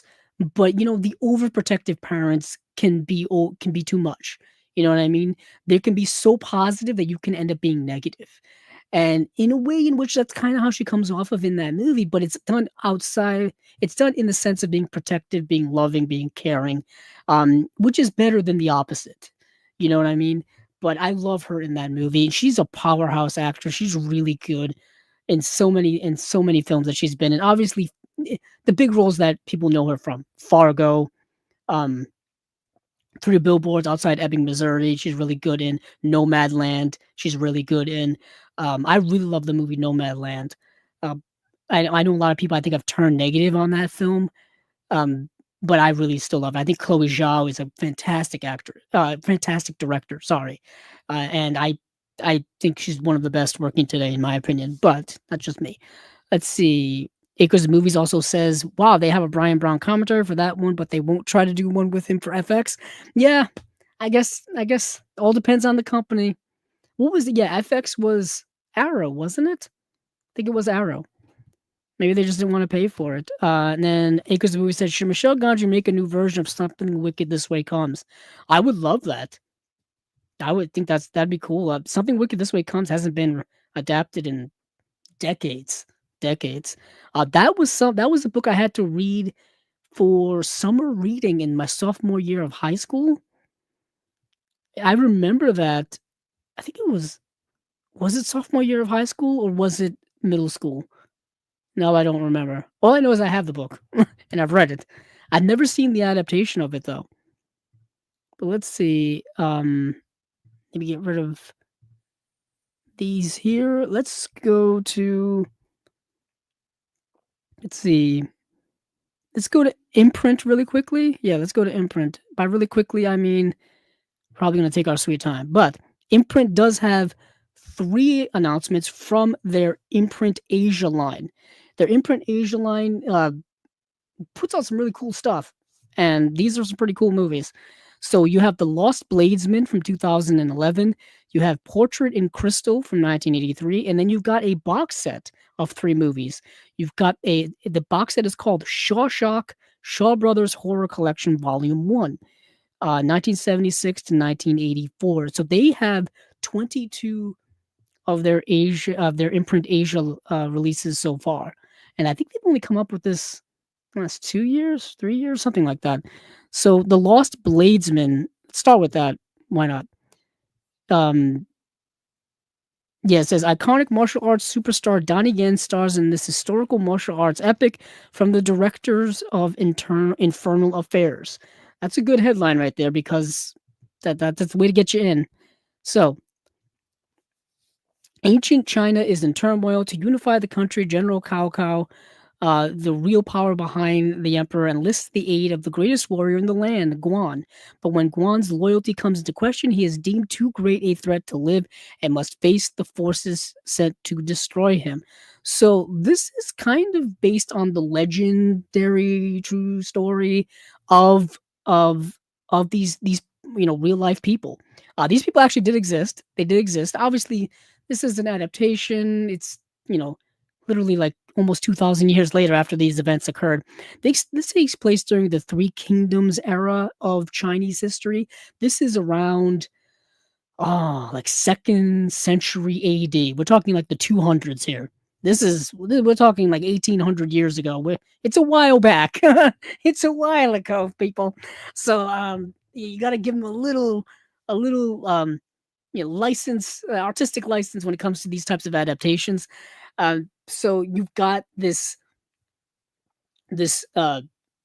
Chinese folklore story, this Chinese historical story of these 3 warring kingdoms, essentially, and this movie kind of depicts that, but also depicts the interrelationship between some of the main players. You have General Cao Cao, you have General Guan, and yeah, it's a really cool movie, but the one negative thing I have is all of that stuff I just told you. This movie really doesn't explain any of that historical context. So you're kind of dumped into this movie without any of that historical context of who these characters are, and their relationships to one another, and what the political situation that is going on. So you're just kind of watching the movie as an action film, and the action is awesome. I'll say this, the action is pretty damn awesome. I mean, if you want a good kind of cool Asian action film from a modern time, then yeah, I'd say give this a watch. But the story isn't quite there. The sets look amazing. The cinematography is really cool. Like I said, the action choreography is cool. And there's some good acting in here. You got some good acting from some really good Asian actors. Like I said, Donnie Yen is probably a name many people know of. But there's another actor in here who is also really fantastic. Let me see where. There it is, The Lost Bladesman. I'm looking it up on my letterbox right now. So, yeah, you've got Zhang Wen. Yeah, Zhang Wen, who plays Cao Cao. Coincidentally, both Donnie Yen and Zhang Wen would then be in Rogue Squadron, Rogue One, the Star Wars Rogue One film. They'll both be in that film. And yeah, this movie here is about it's about like loyalty and betrayal and political intrigue and all this and warring factions. If you're into that stuff, which I kind of am. I mean, I'm a history buff, so I love all this stuff. Um, yeah, the story's also a little kind of tough to follow at times too. But yeah, overall decent film. Decent film. That's The Lost Bladesman from 2011. Let me see, when are these coming out? I think these are their May releases. Okay, these are coming out in May. These are coming out in May. May 28th, actually. And let's see, what do we have here for special features? We got a new audio commentary by Asian film experts Mike Leader and George Clark, archival making of featurette. We have the Lost Bladesman Apocalypse with Chip Sow, featurettes, and then we got trailers. 1,500 copies. Not yeah. The imprint releases don't have a lot of copies. They're still at like 1,500 copies. That's very little. Very little. So, Portrait in Crystal is an insane movie. This movie is an insane. Um, yeah. Let's see. Portrait in Crystal, 1983. The master of the modern day crime thriller lends his directing skills to this amazing kung fu crime fantasy. Hua Shan impressed audiences with such films as the Criminals trilogy, then dazzled them in the entirely different way by helming the superheroic Super Inframan and Flying Guillotine 2. He combines those two genres in this adventure of mystical mass murderer loose in the underworld. Uh, I can't pronounce these names. Yeah, PayPal, long the favorite go-to guy for most of Shaw Brothers kung fu filmmaker, shines as the star in this unusual and popular epic. A noble martial artist discovers that a living statue trained in the art of assassination is responsible for a series of killings in the underworld, and that more murderous statues are on their way if he doesn't stop them. So you've got these crystal statues coming to life and murdering people, and this guy's got to stop them. The movie is bloody, it's gooey, it's weird, it's supernatural, it's surreal. It's Shaw Brothers in the 80s were just unhinged, completely and utterly unhinged. So what we got here for special features: audio commentary by critic filmmaker Justin Decloux. We've had Justin Decloux here on Chasing Labels, I believe. And then we have a new special feature by critic James Mudge on Portrait in Crystal. That's it. And that's it. So that is Portrait in Crystal. That's also coming out May 28th. And then lastly, we've got this box set, which I didn't get to see any of these movies, so I don't have anything really to say about them, other than the fact that there are other like Shaw Brothers weird stuff. We've gotten so much Shaw Brothers over the last 4 years, it's mind-boggling. We've gotten, I think there are 6 volumes of Shaw Brothers films from Shout Factory. We've got 3 volumes, box set volumes from Arrow of Shaw Brothers stuff. We've got like I think another 2 box sets from Shout that were like Shaw Brothers stuff as well. We've got individual Shaw Brothers releases from Arrow and Eureka. We've got so much of this, and we've got Golden Harvest stuff too. Man, it's been a lot. So this is also coming out May 28th. This is Shaw Brothers Horror Collection Volume 1. And we've got The Oily Maniac from 1976, The Seeding of a Ghost 1983, and then Sex Beyond the Grave from 1984, which is getting a worldwide first on Blu-ray. Yeah, these are all coming with new special features. Yeah, they are all coming with special features. The second film, which is Seeding of a Ghost, is the only one that does not have an audio commentary. So, that is it from Imprint Asia. So we've got The Lost Bladesman, Portrait in Crystal, and then we got Shaw Brothers Horror Collection Volume 1, 76 through 84. And these are all coming out in May 28th. So that is it for Imprint. And now we've got, you know what, I may just do, yeah. Let's see, let me do some of the individual stuff. Yeah, let me do some of the individual stuff now before we get into the bigger slates, like, because we still have Eureka, Arrow, Severin, Indicator. Those are the big 4 slates left, but I do have some individual ones here on my notes that I want to get into too. So let's go here. So we've got 2 releases from our friends over at Diabolic DVD. Of course, Diabolic DVD, our friend over there, Jesse Nelson, I believe. Yeah, he's the one who runs Diabolic. He, of course, has his own label, Cauldron Films, which I'm sure many of you are familiar with. And Cauldron Films is putting out um, a new release called Rico: The Mean Machine, or it's literally just called Rico, or it's just called The Mean Machine. But it's an interesting movie. As a movie, actually, I really liked. It's called. Let me get the description here. Is Rico Aversi emerges from a short prison sentence to find that Don Vito, the ruthless smuggler who murdered his father, has also stolen his girlfriend. With the help of the ravishing petty thief Scylla, who he makes his way through the dastardly cast of characters who betrayed him in a legendary fury of blood-drenched vengeance. That all sounds cool, and it is. But the actor who plays Rico is Chris Mitchum, and he just does not give off that sense of badass coolness and machismo and masculinity and awesomeness that you really need to fulfill that description. He doesn't quite give that off in this movie. Um, he's a very handsome, like blonde haired, like looks like a kid actually. By a kid, I mean like somebody in his 20s. Like I don't know how long of a prison sentence he uh served. This is short term. It must be. I mean, and I think he went to prison for like attempted murder. So I don't know what the prison sentence was, but he still looks really, really young when he gets out, and he looks like a young rookie kid who's now. Initially, he doesn't want to get any vengeance. Like he just wants to move on with his life. But then his mother basically guilt trips him into doing it to try to avenge his father, essentially. So he ends up going down that trail. Of course, going down that trail, you know, can lead to a lot of complications. But I dug the movie. It's got a cool like 70s vibe to it, like gritty vibe to it. Um, I liked it. You know, Cauldron Films also does really good work. I don't have any Cauldron Film stuff. I got to get some of their work. Uh, there's so many labels nowadays. I always forget that there's some I've been wanting to get but don't have yet. So there's a 4K scan of the negative.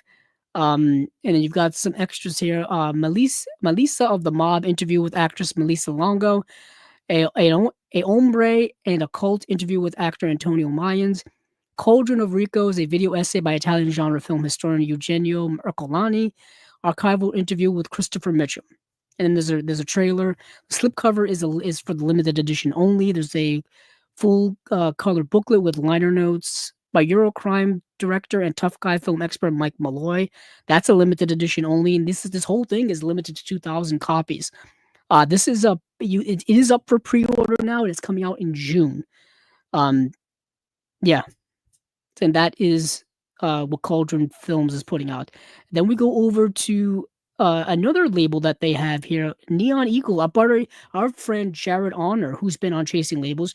Jared Honor, he works at Mondo Macabro, but he also has his own line, his own label over at Diabolic, called Neon Eagle. And every once in a while, he comes out with their release through Neon Eagle. And this is the Great Chase. I wanted to watch this movie, and I could not find it anywhere. It is not streaming. You can't rent it. You can't find it. Yeah, I could not find this movie, and I wanted to watch it. I knew kind of what it was going to be. It's an exploitation film from the 70s. But I wanted to check it out. I like our buddy Jared Honor. When we had him on here, he's a really cool dude, really good dude too. And, you know, he does a lot of passion, a lot of great work too. So, directed with exuberance by exploitation expert Norifumi Suzuki, The Great Chase is an action-packed, consistently surprising, pinky violence light adventure caper filled with fights and explosions with just a hint of sleaze to sweeten the deal. It's also chock full of oddball details that will keep you on your toes the entire 83-minute running time. Now, I'm going to talk a little bit about what pink films are, or pinky films, or pinku films are. When I talk about, I'm probably going to talk about right after this, is that Deaf Crocodile is putting out one of these types of movies too. It's a Japanese subgenre of film. So I'll talk about that when I talk about that film. But you've got let's see. The Sister Street Fighter herself, Atsuko Shihomi, stars as Shinobu Yashiro. An acclaimed race car driver who has a side hustle working undercover for the Japanese Defense Agency. Her latest assignment is to break up a heroin smuggling operation that may also be behind the murder of her father. Uh, there you go. So she's a race car driver, but she also works undercover for like the Japanese Defense Agency, and now she's got to perhaps get revenge for her father. That's what it sounds like, because of her father. For her father, because of her father. Yeah, I guess it kind of works the same way. Directed with exuberance by exploitation expert. Yeah, this is exactly the same thing I just read. Never mind. So yeah, that's Neon Eagle is delighted to bring you this amazing mid-70s action spectacle for the first time ever in the US, for the first time ever in the world on Blu-ray. This one has been unknown to most people for far too long. I never heard of it until now, as many of their releases are. So we've got 2K restoration, audio commentary by Chris Paggiali and John Charles, interview with critic slash historian Tatsuya Masuto, full color booklet with liner notes by Nathan Stewart, slipcover with new artwork by Justin Coffey, limited edition only, reversible cover with original Japanese artwork. That's cool. Yeah, movie came out in 1975. Can't get more mid 1970s than that. And this is coming out in June as well. So that is The Great Chase, a 1975 Japanese exploitation film. Cool. So next, I do have to actually look these up. I want to talk about two Deaf Crocodile releases. Let me see if I can go to their Facebook page, see if they've got info on there. If not, I'll have to go track it down other places. Let's see. Here's the first one. Yeah, I do have to go to their website. Hold on. I'll talk about this one first. I actually don't even think it's up here. Hold on. I've got to try. This is what I should have done this before the show. Oh, no, there it is. Thank goodness. Okay, so Inflatable Sex Doll of the Wastelands. Or I think it's also called like there's some other types of versions of this too. Let's see. It's called Dutch.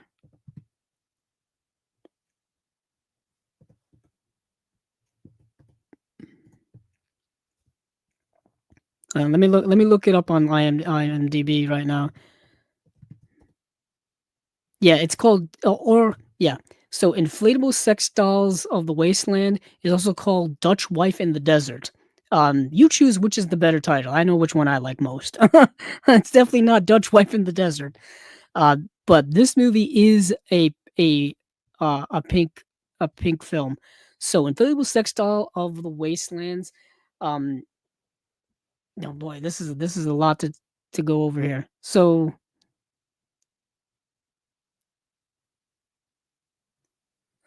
I'm just quickly scanning this. Let me go over to my Letterboxd and look it up there because it has a much more concise synopsis as opposed to the one that's on the Deaf Crocodile website, which is where? Hold on. Yeah, now I know where it is. Hold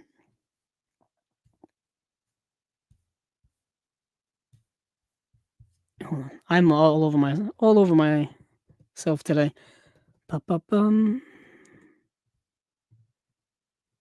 Yeah, let me look it up there because the synopsis on the website is not really a synopsis. It's more involved. Let's say so. A wealthy real estate investor is forced to watch the assault of his girlfriend and then is sent a film showing the fact. He hires a hitman who shows him the film so that the detective can get rid of the criminals. But the boss of the criminals band is Show's arch nemesis, who attacked and murdered his girlfriend. So what we've got here is a movie with like kind of a double revenge plot with a bit of a twist in there. And there's some surrealism going on in here. There's some stylization going on in the movie. And the movie is kind of all over the place intentionally. This is where the description on the website kind of comes into play. So there is definite um influences, or not even influences, it's just the style of films like Seijun Suzuki's Branded to Kill or Tokyo Drifter. These movies were made at the same time. They were made during the Japanese New Wave of the 1960s. So they have that sense of style where they're breaking the norms and they're breaking the traditions of cinema. Of how to structure movies, how to pace movies, how to tell stories, how to lay out plots. They're breaking all of those rules and kind of doing their own thing. And this movie is very much like that. This movie is introducing elements of surrealism into Japanese cinema. And with those elements of surrealism, um, it's doing brand new things that weren't done before, yeah, in Japanese cinema at that time, including this idea of pink films. This idea, basically, when you hear that term, think sexually explicit, think erotic thriller, think pushing the envelope in terms of what you can show on screen in terms of sexual elements.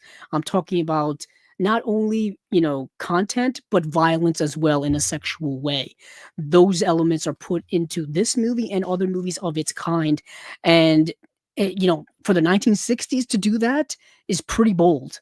Is pretty bold, and this movie definitely shows that, and it's very uncomfortable. Yeah, I'm not gonna sugarcoat that. It's very uncomfortable, and it's shot in black and white and in close up and very intimate and very, um, just genuine humanistically horrifying.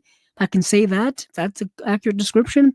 And yeah, the movie is incredibly stylized. It's fascinating to watch this movie and just to see kind of this filmmaker experimenting on at this moment. It's directed by Atsushi Yamatoya. Yeah, Atsushi Yamatoya. And I think Atsushi Yamatoya had worked with Seijun Suzuki. Yeah, he co-wrote Branded to Kill. He co-wrote Branded to Kill. And hence why they've got it's such a strong connection to that movie. And yeah, it's a fascinating movie. Yeah, it says here, inflatable sex doll is comparable to similar movies by American erotic auteurs like Russ Meyer. Yeah, I mean, it is that bold. It is that bold in terms of what it's depicting on screen and the areas in which it's wanted to go in, specifically, like I said, in a sexual way. And the movie's dealing with a lot of other stuff too, uh, but a really fascinating release. I really want this in my collection. Actually, there is a deluxe limited edition that's only 1,500 units available, and I think I don't know when this is coming out. Let me see. It says shipping in late April. Okay, so shipping in late April. We do have some special features here as well for Inflatable Sex Dolls of the Wastelands. Great title, by the way. New commentary by film historians Arn Venema and Mike Leader. New video interview with film professor Alexander Zoltan on on the pink film subgenre in Japanese cinema. New video essay by journalist and physical media expert Ryan Verrill, our buddy Ryan Verrill over at the Disconnected, and film professor Dr. Will Dotson. Blu-ray authoring by David McKenzie of Fidelity in Motion. Another connection here for Chasing Labels. We've interviewed David McKenzie as well as his brother. And then there's a new reversible wrap art by Beth Morris. Yeah, so the deluxe edition bonus content slipcase featuring new illustration by Tony Stella. Tony Stella, we've had here before. This is Chasing Labels hit parade over here. We've got everybody. Oh, look at this new essay by film historian Alexandra Helen Nicholas. These is all people we know and all people that have been here and have talked with us here on Chasing Labels. And I can say firsthand, they all do great work because just talking with them and getting to know them and getting to know their passion for movies and what their mindset is when it comes to movies, you're in good hands. You're in really good hands. Every time you see these names, you're in really good hands. You have a new essay by film critic Walter Chaw as well. New essay by Japanese film expert and musician Chris D. Interview conducted with producer Kiko Sato of Koki Films, conducted by producer Hiromi Ahiri of Belize. Yeah, this looks like a really nice release. Deaf Crocodile does really good stuff, and yeah, they've been doing really good work for years. Unfortunately for me, I only have I, I think I only have two of their earlier releases. I'm so far behind in their stuff. I got Zero Grad, and I've got the Assassin of the Czar, and these were two releases that they released when they were a partner label at OCN over on the Vinegar Syndrome website, and they haven't been there in like a year. So I am. They've been on their own, and they've been partnering up with Diabolic DVD as well as their own website. You can buy their stuff on Diabolic DVD, or you can go to Deaf Crocodile. Let's see, is it deafcrocodile.com? Let's see. Yeah, it's deafcrocodile.com. Hold on. Let me go. Actually, I can't go back to their main page. Hold on. But just look up Deaf Crocodile. You'll get to their website.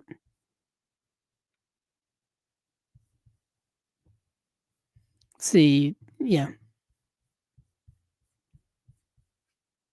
Yep, deafcrocodile.com. I was right. Yeah. You can go there, go to their shop, get their titles. Um, all really, really good stuff. Really good films I have never heard of. They never released something that I've heard of before, which is really cool. That's the cool part of the boutique label world. You end up discovering so much more of cinema that you never knew existed. And then their other release that I want to talk about is, let me see if I can go find it. Oh, here it is, Mutant Aliens, which is getting a limited edition release as well. This is a Bill Plimpton animated film. If you've ever seen any of Bill Plimpton's work that they've put out, or just in general, like they released a Blu-ray of his movie The Toon. Madness, utter chaotic, unhinged, weird madness, and it's kind of brilliant. It's kind of brilliant.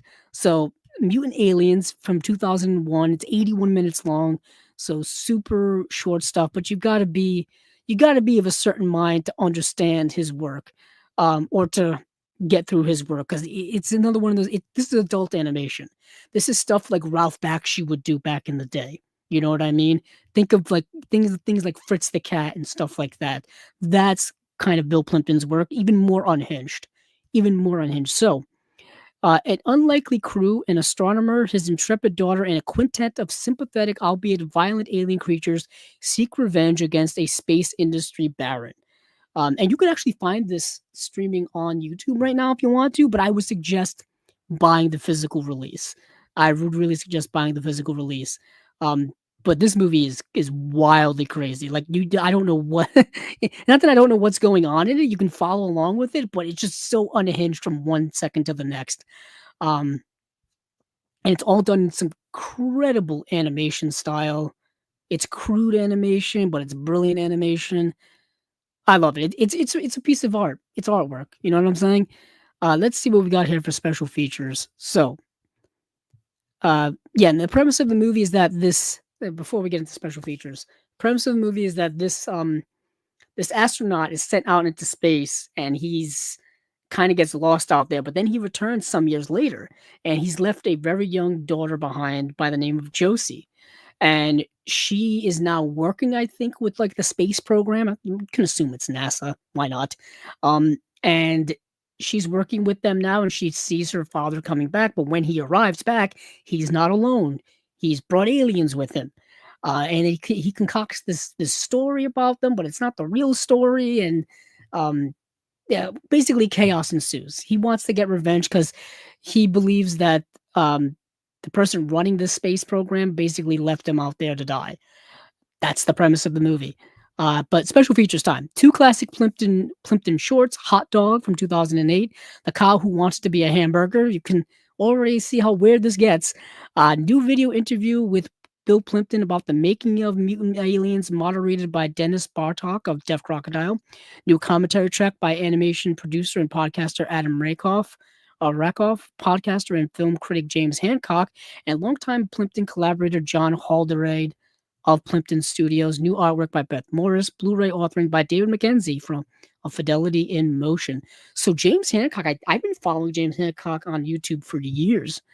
That's kind of cool. So Slipcase featuring new wraparound artwork by Bill Plimpton, 60-page illustrated book. There's an introduction by Weird Al Yankovic. That's awesome. Essay by film critic Walter Chaw, essay by screenwriter, playwright, and film journalist Stephen Perrose. Deluxe edition is limited to only 1,250 copies, and that is Mutant Aliens, the Bill Plimpton animated film from 2001. And I think this is also shipping in late April. So shipping in late April, so about a month from now. Um, yeah, that's Deaf Crocodile. I always try to plug them whenever I see information of theirs around. Luckily, our good friend Ryan Verrill over at the Disconnected, he has a nice relationship with them, so he's always posting about when their releases are upcoming, so that I can then relay that information to you guys at home. But those are the individual releases. Now we'll get back to the major slates. Let's check some comments before we do so. Let's see. Acres the Movie says, also regarding Rossum's Universal Robots, the new Alex Proyas sci-fi epic. Do you know anything about that? I don't. I didn't know Alex Proyas was working on something.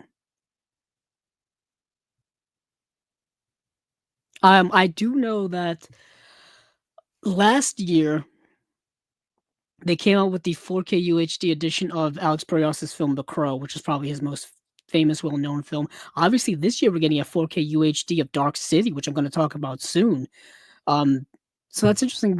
We got a release of his movies last year and a re-release of his movie this year as well. Interesting. I know that Alex Proyas' what was it, Gods of Egypt? His last film wasn't very good. I saw it. It's not very good. Acres the Movie says, if Frances McDormand could replace Jamie Lee Curtis as Laurie Strode going forward, I would prefer that. Then get Ray Winstone for Loomis. They're rebooting Halloween again, so who knows what they're going to do? They could very well give us a brand new Laurie Strode.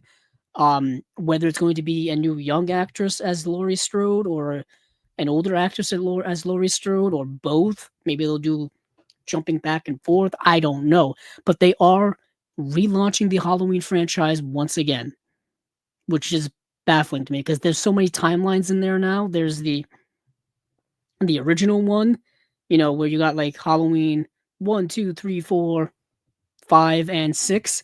And then you've got, the H2O storyline where Jamie Lee Curtis came back. And then you've got the Rob Zombie Halloween films. And then you've got the David Gordon Green Halloween timeline, which goes from the first movie to his Halloween movie, then Halloween, then his Halloween trilogy. So, and now we're going to be doing another one. Talk about a franchise that's got so many different versions. My goodness.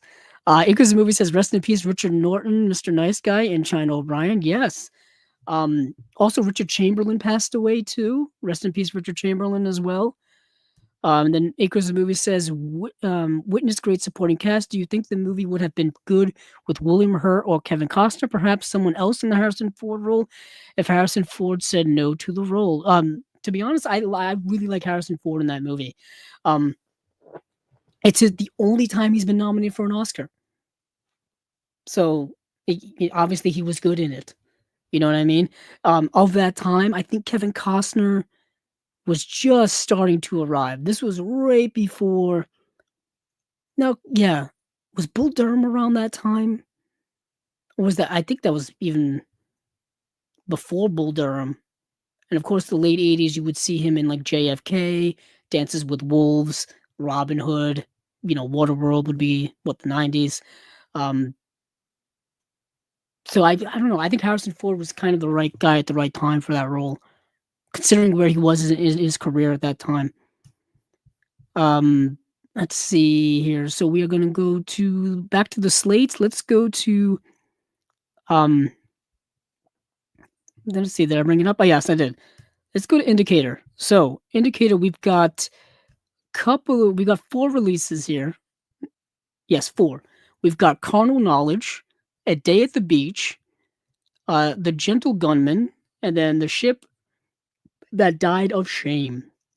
So, the big headliner the one we're all here for, the one that everybody needs to set off alarm bells in their head for, is Carnal Knowledge is finally coming out in HD. Just so I don't look like a complete and utter buffoon, Carnal Knowledge gotten that's not how you spell knowledge. Carnal Knowledge has not gotten an HD release before. Okay, it has. So I do look like a buffoon.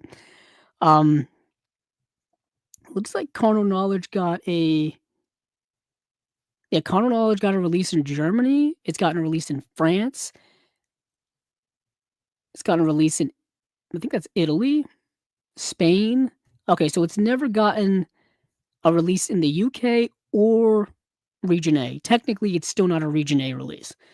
Technically, the 4K is a region-free release, so I count it. I count it as a win. It's a win, people.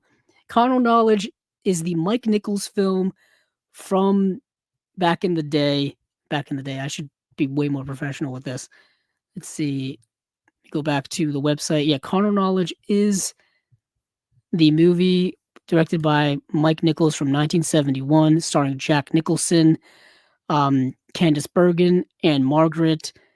I haven't seen this movie in years, but I've had the DVD in my collection for like 15 years. I've had it for a long time. Let's see. This is the description here. So, during their time in college, roommates Sandy and Jonathan revealed their innermost feelings about girls and sex to one another, each taking his own approach to getting what he wants. As they grow older and establish new relationships, they continue to share their fantasies and frustrations about the opposite sex, each responding differently to the mixture of desire, disdain, and disinterest they experience. No perfect dialogue from the pen of the great Jules Fefer, and exquisite photography by legendary Italian cinematographer Giuseppe Rotuno, who did Fellini's Satyricon, combined with universally outstanding performances, including from its supporting players Rita Moreno and Carol Kane, legend, to create an unflinching and uncompromising classic of the new Hollywood era. Yes, this was during what is one of my favorite eras of cinema ever, and I think probably the most important in American cinema history. I think one of the most important in cinema history in general going forward from that time is the new Hollywood era, where you had Mike Nichols being one of those many legendary film directors of that time. Martin Scorsese, Steven Spielberg, George Lucas. You also had Francis Ford Coppola, William Friedkin, so many others of during that era. Like Hal Ashby being another one that comes to mind. But this movie's been a long time coming. I've been wanting a release like this forever, forever. I saw this and I almost cried. I was like, finally, my old used DVD that had been sitting on my shelf in my Mike Nichols section, can go the way of the dodo. I can put it. I can retire it. It can go away. So, thank goodness for that. But let's get into some of these special features here. Definitive 4K HDR restoration.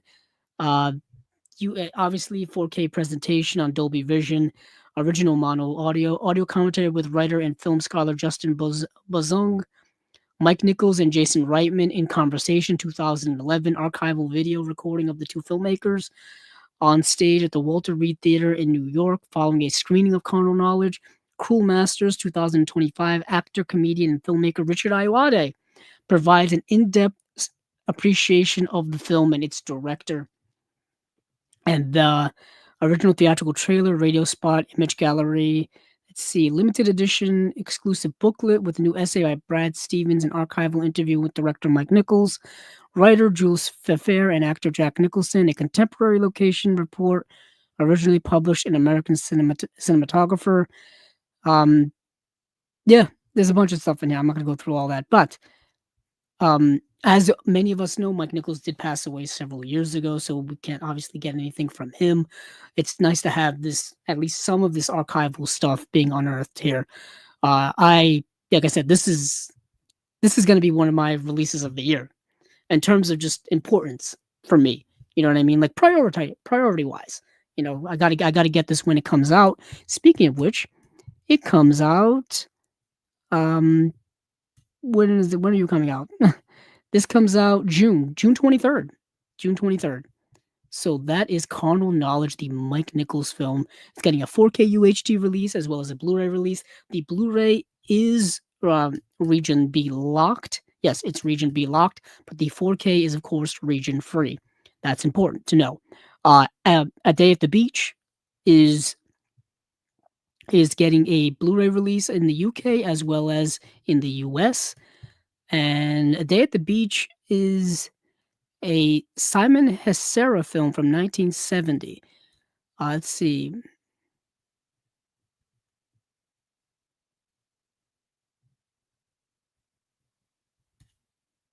So this movie is actually is it's written by Roman Polanski, um, and I think kind of I just wanted to make sure people are aware of that. I think it's also kind of directed by him, or he was working on the movie, um, and then he had to leave the production of the movie because of the tragic things that happened during that time. Um, yeah, so I'm actually let me look up the IMDb about this. So yeah, it's called A Day at the Beach.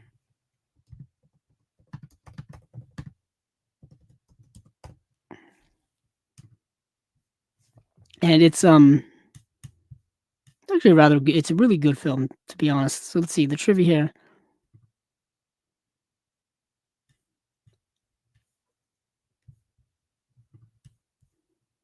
Yeah, it says Roman Polanski was present during the entire filming of A Day at the Beach. He was editing the picture and shooting inserts with the director Simon Hesera when news of his wife's, the events occurred in California. He left. He obviously left the production, and the film was hastily finished without him, put on the shelf, and has only recently been rediscovered. By recently been discovered, I mean it was basically on the shelf for like 20 years. Um, and I think it was finally released in like 1992. Um, so interesting kind of back trivia of that. Um, so let's see. Let me get into what this movie is actually about, so that people can get a sense of what it is before they decide to buy it or not. So, Bernie is a silver-tongued wanderer with a fondness for drink and no clear goal in life. What was supposed to be a day of fun at the seaside turns to dust as he drinks his way through a seaside resort community, tr- um, trailing his little niece Winnie. So, what you got here is a movie about a guy who is an alcoholic. He's got chronic alcoholism, and he is taking this little girl out like a day at the beach, and it's the exact opposite type of day that you would want to go to the beach in. It's raining, it's cold, it's damp, it's cloudy, it's just miserable outside, but he still decides to take this little girl to the beach. And the kind they're not really related, and he may or may not be her actual father, but she just refers to him as her uncle, essentially, right? So he takes her out, and throughout the day, he finds different types of ways for him to procure alcohol. He doesn't have a lot of money, so he kind of like swindles people out of money. He, steals alcohol. He, does all kinds of nefarious things, and he's neglectful of this little girl. She's a very tiny, like elementary school aged little girl. I have maybe even younger, and you just kind of see this guy just be an incredible screw up of an adult who shouldn't have responsibility for anything in life, even himself. He can't be responsible for, and you just see a series of misfortunate events keep occurring during this day. And that's the movie. It is kind of a meditation. It is kind of a look at the disease, the chronic alcoholism disease that still persists throughout our society, all the way up through modern day. And you may know people in your family or people who are close to you that have this disease or have struggled with this disease. And what this movie does show, and what you can glean from a modern lens, is that It's something that no matter the generation, people have had to deal with, and the negative consequences that it not only has on your life, but on the people around you, specifically when it comes to parental responsibilities of any kind, whether you are an uncle, a caretaker, a guardian, and a parent of some kind, whatever.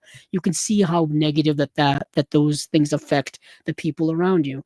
And it's really, unfortunate, some of the things that happen in this movie, but that is the movie. Let's see what we've got here in terms of special features. Let's see. New restoration with 4K scan of the original negative by Powerhouse Films. Two presentations of the film, the original cut and then which is newly restored 82 minutes, and the extended version presented from a standard definition master that's 84 minutes long, so 2 minutes longer. Original mono audio, Dancing Before the Enemy, How a Teenage Boy Fooled the Nazis and Lived. A feature-length documentary on producer Gene Kotowski's, directed by his son Adam Bardock, in which he vividly recalls his experience as a Jewish teenager in Poland during World War II. Interesting. Behind the Camera, Gil Taylor from 1993, archival documentary by Richard Blanchard on the great cinematographer, featuring interviews with Taylor Polanski and filmmaker Anthony Minghella. Wow. So Anthony Minghella directed The English Patient. He also directed The Talented Mr. Ripley, and he also directed Cold Mountain. Those are the three films that I'm pretty sure he got to direct, and unfortunately he passed away many years ago, actually, at this point. I remember recently um, the actor, oh my goodness, he was in Cold Mountain. Why? Jude Law. Jude Law. I was like, the really handsome actor, Jude Law, was in the Criterion Closet, and he mentioned Anthony Minghella, and he mentioned um, them working on The Talented Mr. Ripley. I believe he directed. Let me see, just so I'm not completely talking out of turn. Yeah, the 1999 adaptation of The Talented Mr. Ripley was Anthony Minghella. I recently actually read last year uh, the Patricia Highsmith novel, The Talented Mr. Ripley, and just for comparison, just out of because I wanted to watch the Netflix series, actually the Netflix miniseries, and yeah, the adaptations are rather different than the book, rather different. But let's see what else we've got here. Let's move down the list from yeah, and then a day at the beach is region free, so you can get the UK version or the US version, so you're good in that regard. And when is this coming out? Let's see, 24th of June. All right, so now we've got the Gentle Gunman. Gentle Gunman, I think, is only being available in the US. It's a US only release. So you can get the 4K release, which is, of course, region free, and you can get a Blu ray release, which is region A, only region A. So it's only going to be able to be sold at Orbit DVD, at Diabolic DVD, and of course, Amazon will have it too. So the Gentle Gunman is a Basil Dearden film. Basil Dearden was an English filmmaker. I remember seeing his name pop up in my early days of Criterion collecting with I think it was like there was an eclipse set of Basil Dearden films called like Basil Dearden Underground Films or something like that. Really cool. So it says here John Mills and Dirk Bogarde star in The Gentleman Gunman, a riveting wartime thriller directed by Ealing Studios regular Basil Dearden. Brothers Terry and Matt are undercover soldiers involved in a bombing campaign during the London Blitz when Terry begins to question his part in the violence. Matt warns him to go into hiding. However, determined to clear his name, Terry vows to play his part in freeing a group of IRA members who have been captured by the British police. So this is a movie depicting IRA activities, the Irish Republican Army uh, activities during World War II in England and Ireland. And one of the brothers, I believe the Dirk Bogarde brother, let's see. Yeah, no, the other one, John Mills. He I think I forgot which brother. I'm sorry, my mind is getting really tired. Basically, one of the brothers kind of gets disillusioned with the violence of the IRA and basically and doesn't want anything to do with it anymore, while the other brother stays in and tries to basically like rescue these IRA members who are being, I think, transported to a prison or from a prison. Let's see, where are you?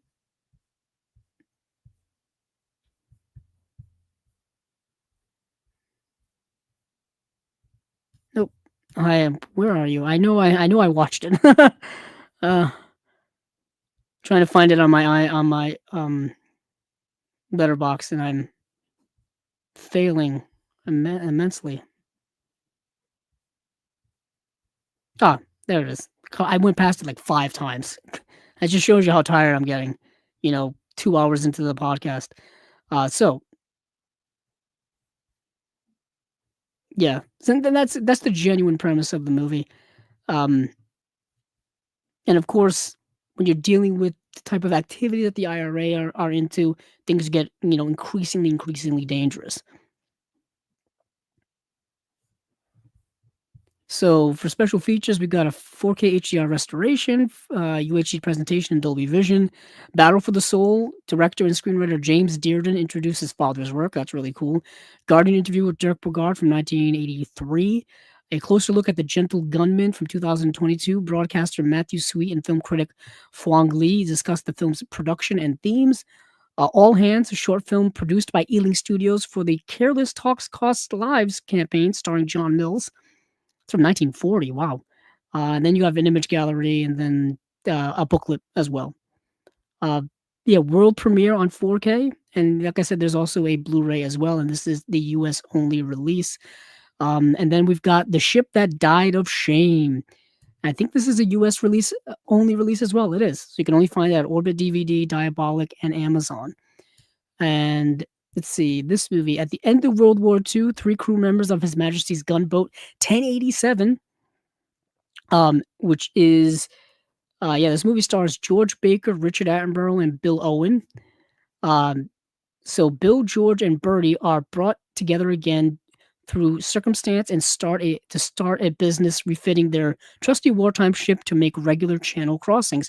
Before long, however, Bill learns that the ruthless George has been getting them involved in more and more depraved activities and is repulsed. But it's the 1087 who refuse to accept her part in the gang's amoral ventures. So basically, what happens is you've got these 3 guys who served in World War II together in the Navy, and they decide to start a business together after the war is over. Several years after the war is over, they decide to get in business together, and things are going well. They're transporting goods and stuff. It's a shipping company, right?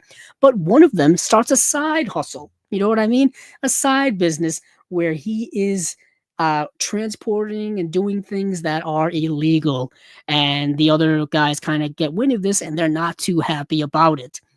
There you go. I guess don't get in business with friends. I don't know what the moral of that tale is. Uh, so there you go. Uh, so that is the movie, The Ship That Died of Shame. 4K presentation, 4K restoration, 4K presentation in Dolby Vision, of course. 2 presentations of the film in its original 1:37:1 shooting ratio and the matted to 1:66:1. So 2 different aspect ratios there. You have the original mono audio. Coming to terms. Director and screenwriter James Dearden introduces his father's work. This is another Basil Dearden film. Should have mentioned that. So we've got Double Dearden. It's a Double Dearden featurette we've got here. Double Dearden feature, I should say. The BEHP interview with Richard Attenborough from 2001. Archival video recording made as part of the British Entertainment History Project, featuring the much-loved actor and director in conversation with Sidney Samuelson. An Uneasy Alliance, author and film historian Neil Sinyard delves into the world of Ealing Studios and explores the themes and reception of The Ship That Died of Shame.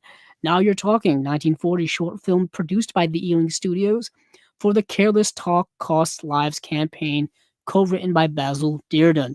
And then, of course, you've got a limited edition booklet here with essays and such. World premiere on 4K, limited to 5,000. I think the other one was limited to 5,000 as well. There you go. The Ship That Died of Shame. And this is coming out June 24th.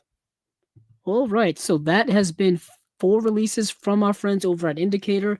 We of course had uh, the the the guys over at Indicator. We've had them on Chasing Labels twice now, Sam and John, and they do great work and continue to do great work. And this is a good release slate. Carnal Knowledge, definitely the highlight. Got to get that. A Day at the Beach. You've got The Gentle Gunman, and you've got The Ship That Died of Shame, all coming out this June. So that is it from Indicator. Now let's go over to Severin. Why not? It's literally the next tab over for me because we've got a couple things here from Severin. So we've got, I think that's one, two, three, four releases. So we've got two Doctor Who films. So if you are a fan of Doctor Who, this is stuff for you.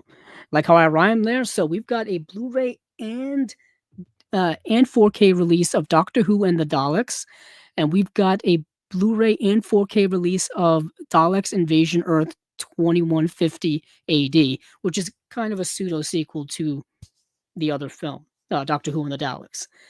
It's a sequel because we've got the same actor playing Doctor Who in those two films, and that would be the great Peter Cushing. So Peter Cushing is playing Doctor Who in these two, you know, feature film versions of the character and his stories. I will say though, it doesn't quite feel like Doctor Who. Well, okay, let me say this.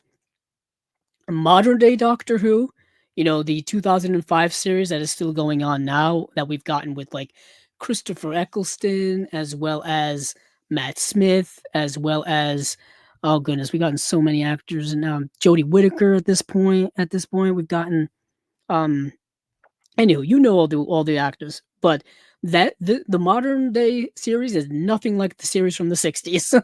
And they're very, very different in terms of tone, in terms of storytelling, in terms of all that, which is you expect it to be. I mean, that's just the way entertainment is, whether it's TV, movies, music, art of any kind. Stuff from decades ago isn't the way that isn't the way they are now, and vice versa. So Doctor Who and the Daleks, starring Peter Cushing, came out, I believe, in 1965, and we've got an interesting interpretation of the character. So let me get the synopsis up from Letterboxd.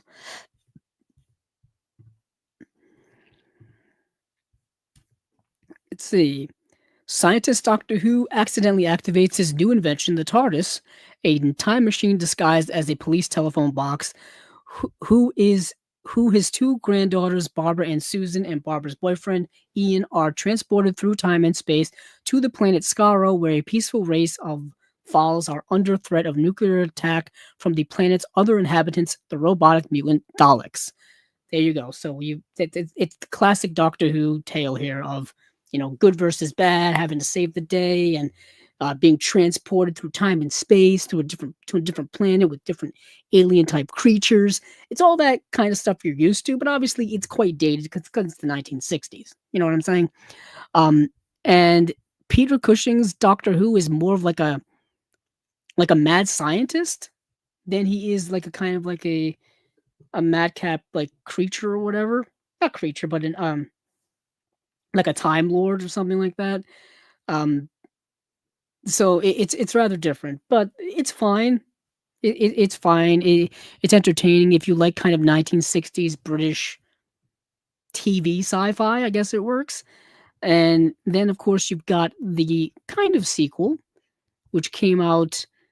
Let's see. I think it come out in 1966. Let me see.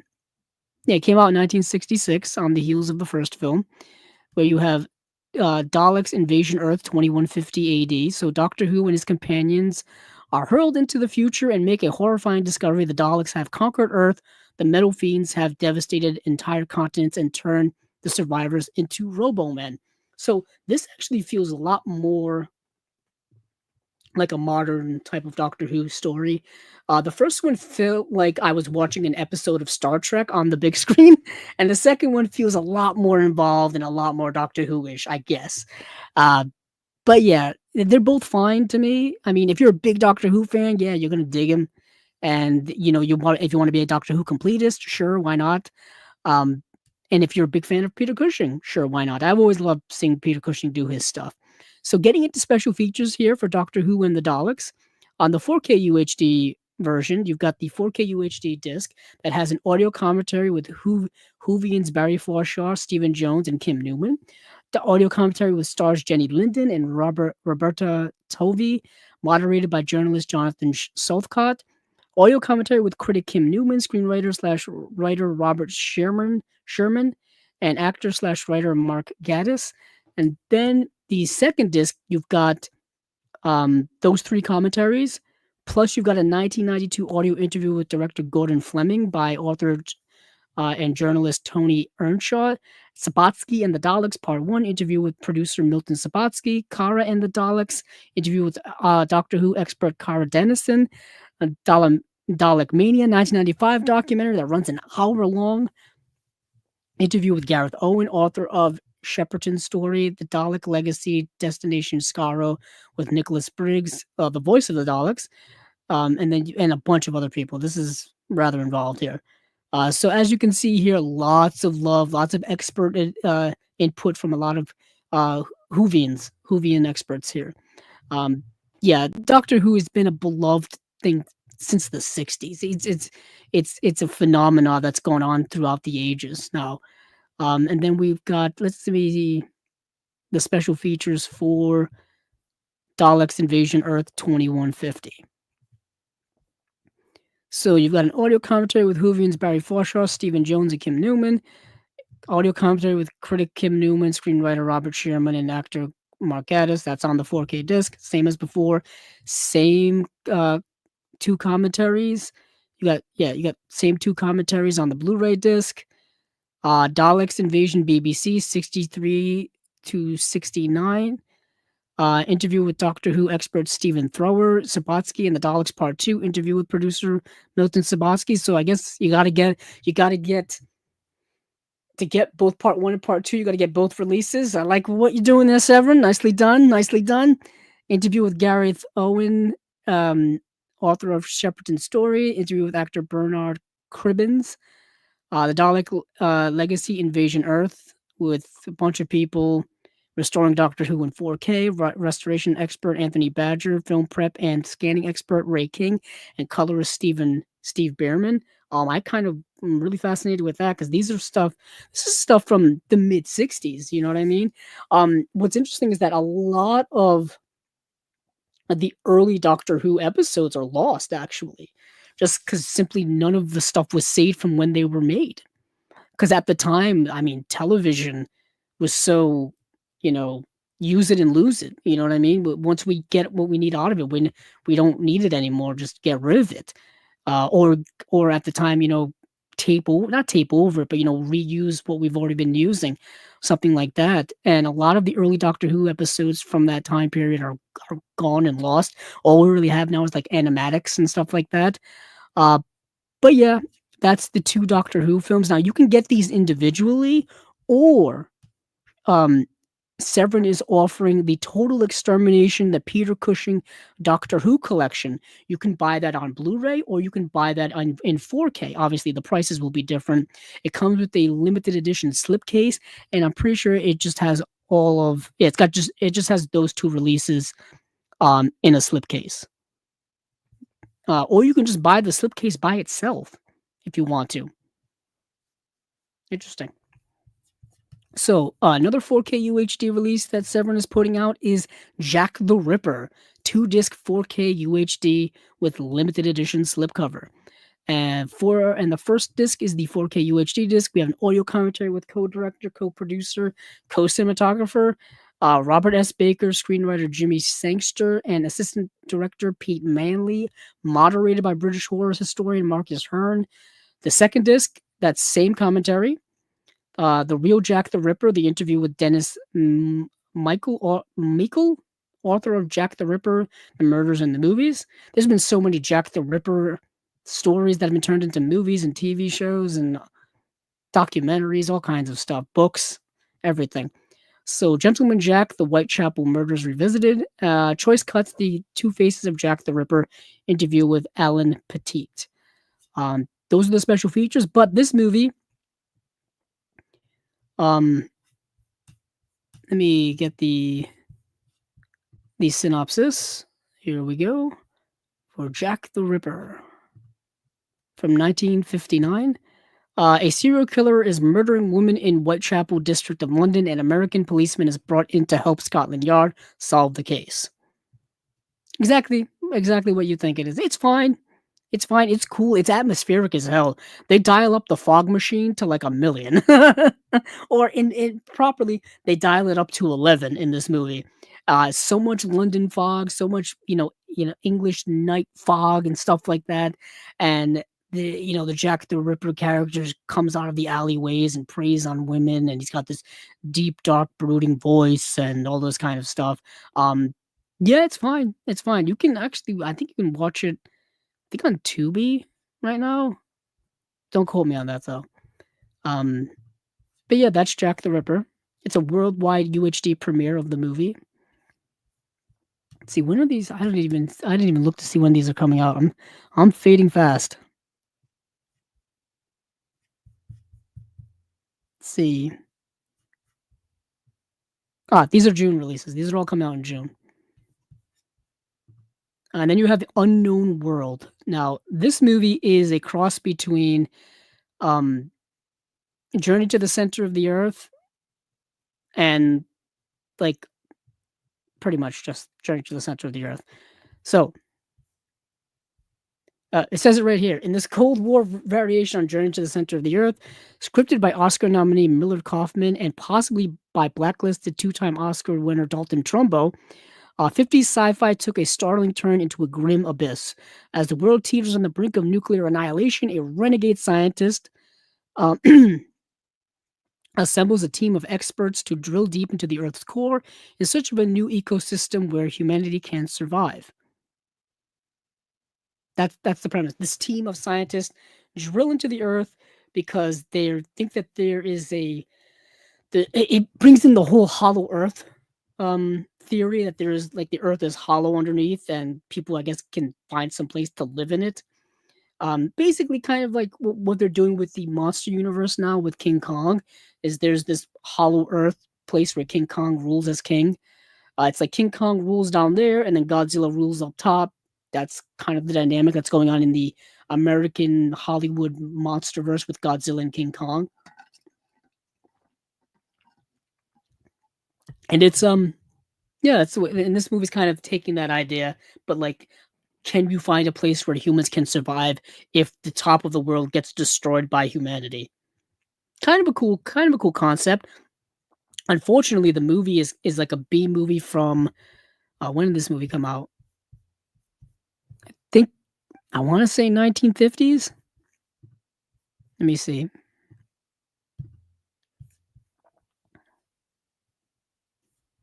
Yeah, 1951. So it's an atomic age sci-fi version of that idea. And it's kind of a B movie too, so it's not really highly budgeted in any way. Um, so that's unfortunate. It's kind of unfortunate, but I don't mind the idea behind it. I don't mind the stabs it takes. I don't mind kind of the philosophy behind it as well. But this is just a Blu-ray release. So you have an audio commentary with film writer Stephen R. Bissett, Victor Killian, a Blacklist legacy interview with Crawford Killian, actor Victor Killian's grandson. Wow, oh, that's pretty cool. The Unknown World of Terrell O. Morse, interview with film historian C. Courtney Joyner, special effects maestros of the 1950s, video essay by comic book artist Stephen R. Bissett. Okay, that is everything for Severin for June. You have Doctor Who and the Daleks. You've got Daleks Invasion Earth. That's getting Blu-ray and 4K releases. You can get them separately. You can get them together. Um, there's a bundle here you can actually get as well. You can get all of these movies and some extra goodies too. You also have Jack the Ripper, 2-disc 4K UHD, limited edition. Then you have the Unknown World on Blu-ray. And they do have, like I said, the Out of This World's bundle. I guess that's the theme of the June releases, Out of This World, where you get everything. You get everything. So that is it from Severin. Let's see. Let's check some comments.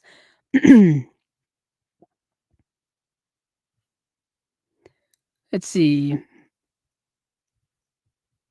Acres the movie says Acres the movie says, would you rather be in Cool World as depicted in that one or in Who Framed Roger Rabbit? Who Framed Roger Rabbit? Just because I love that movie so much. That's a childhood favorite of mine. Yeah, I watched that when I was like 3, 4 years old all the time. When I went to Disney World, um, I they had a whole like Toontown set up there. They also had like a whole Roger Rabbit show as well. I was like 3, 4 years old, and I met like the person dressed up as Roger Rabbit in the full mascot costume and stuff. So I still have memorabilia from that. This was keep in mind this is like early '90s. I probably went there in like 1991. Like this is early. I was like like 3, 4 years old and stuff. Um, yeah. So I have pictures. I have pictures from that time. So yeah, Roger Rabbit is a special film for me. On Acres of Movies also said, "Do you expect or can you rank which are most likely upcoming special editions? Thanks." Um, Gee, do you want me to rank these movies? Do you expect or can you rank which are most likely upcoming special editions? Dominic and Eugene, Liotta and Hulse movie Noises Off. I think you mean Ray Liotta. I'm assuming. Bingo, the 1991 dog movie, Mystery Date from 1991, The Muse, and then it says, oh, and then, okay. So I don't know all of those movies, so I can't quite rank them. Although, Bingo from 1991, I watched that movie so much as a kid. Another childhood favorite of mine, because I always wanted a dog when I was a kid, so I would watch all of these dog related movies. Homeward Bound 2, All Dogs Go to Heaven, Bingo, Lady and the Tramp. Think of any other dog movie. I mean, All Dogs Go to Heaven 2. There was an All Dogs Go to Heaven animated series that I even watched when I was a kid. Um, Anything to do with dogs when dogs around that time. I was born in '87 for anybody who needs a time frame here. So basically, like my childhood, you could assume was from '87 to 2000, and then of course I became a teenager, and then whatever. But during the '90s, essentially, I watched anything to do with dogs and whatnot because I always wanted a dog. I would even have like dog books with like different dog breeds in them, and all that stuff. Uh, and I've always had an affinity for dogs and whatnot. So Bingo, I think Bingo got a DVD release many, many years ago. My goodness, if I let me take a quick look here. Um, let's see, Bingo. Yeah, Bingo had a DVD release in 2003 and did have a Blu-ray release in 2021. My goodness, what a Sony, you're doing the Lord's work here. So Sony put out Bingo, the 1991 film, in 2021 on Blu-ray. Wow. I am shocked that I did not know this. I maybe did and forgot, but my goodness, I want this so badly.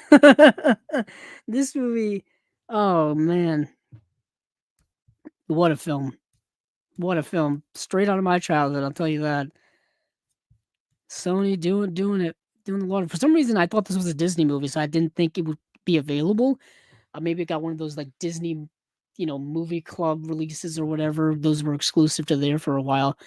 Those are all, like, out of print now because that program doesn't exist anymore. But Bingo from 1991, holy heck. I'm looking at it right now on Amazon. Available for $14. $14. Let's see. Because the movies also says, "Did you watch Cast a Dark Shadow yet? The Dirk Bogarde noir? I have not seen it yet. I have to still see it." It says, and then Acres the movie says, "Would an inverted The Crying Game remake work? Instead of the person being a man, they are a woman, and Stephen Rea character can be an Irish woman, and the Miranda Richardson character a man. Why not? Why not? Do it. Yeah, hell yeah, hell yeah. I believe it's coincidentally that you asked that question.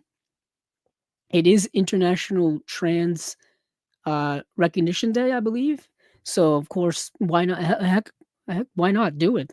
We of course here on Chasing Labels support everything with the LGBTQ plus community, and of course we also support queer cinema. So that sounds like something that would be done.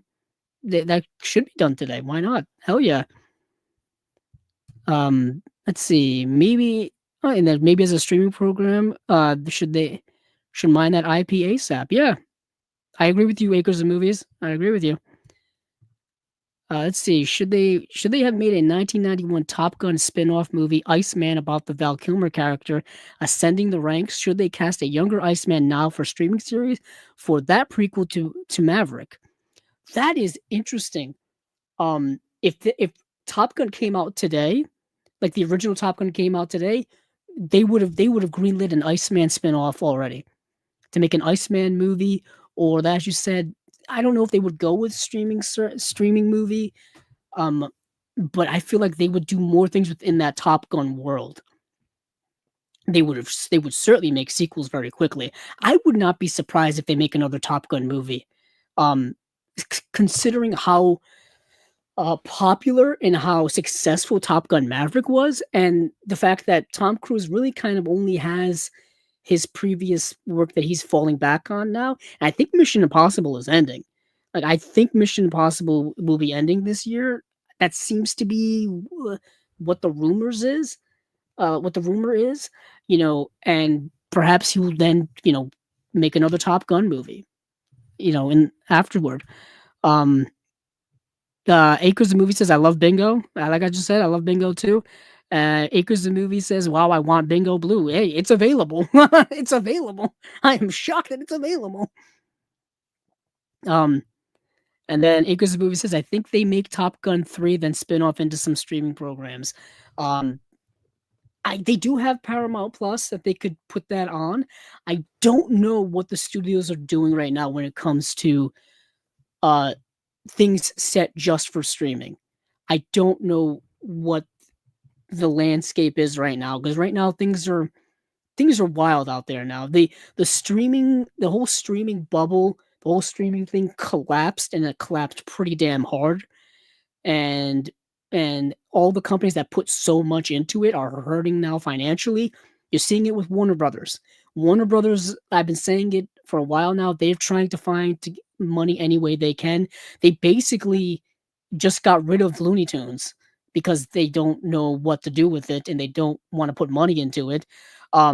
They want to kind of keep mining their IP. Their DC films have to hit for them, and if they don't hit financially for them, I don't know what's going to happen with Warner Brothers. They're doing the whole Harry Potter reboot right now with making that Harry Potter series. So they're trying to mine their IP there. Um, Disney, of course, is still rolling with Star Wars and the Marvel films and other stuff they've got cooking there. So they're rolling with that. Um, I don't know what other companies have certain IPs. I know Paramount, we're talking Paramount right now. They don't know what to do with Star Trek. They don't know what to do with Star Trek theatrically. We've heard for years they've been thinking about doing different things. So I don't know what they're going to do there. I don't know how well they're doing financially. If there's another studio that's going to be folded into another one of these big ones, I think Paramount may be the one, even though they just got sold. So maybe not. Paramount did just get sold to somebody. So things are wild out there right now. So I don't know what's going to happen in the future when it comes to IP mining and non-IP mining, and what we're going to do with streaming versus theatrical versus physical. I have no idea. It's so up in the air right now. Um,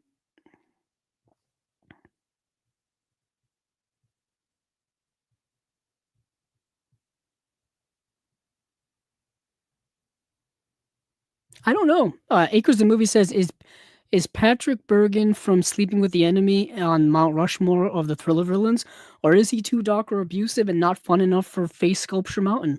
Don't know. Don't know. That it's tough because Mount Rushmore, you only have like what, 4 faces you can put up there. Um, Acres the movie says, excited for Carnal Knowledge. I will get that. It has been a couple of years since I've seen that. I first heard about the one when they try to sneak in to see that movie in the Wonder Years program. Wonder Years, that's another nostalgic hit from my childhood.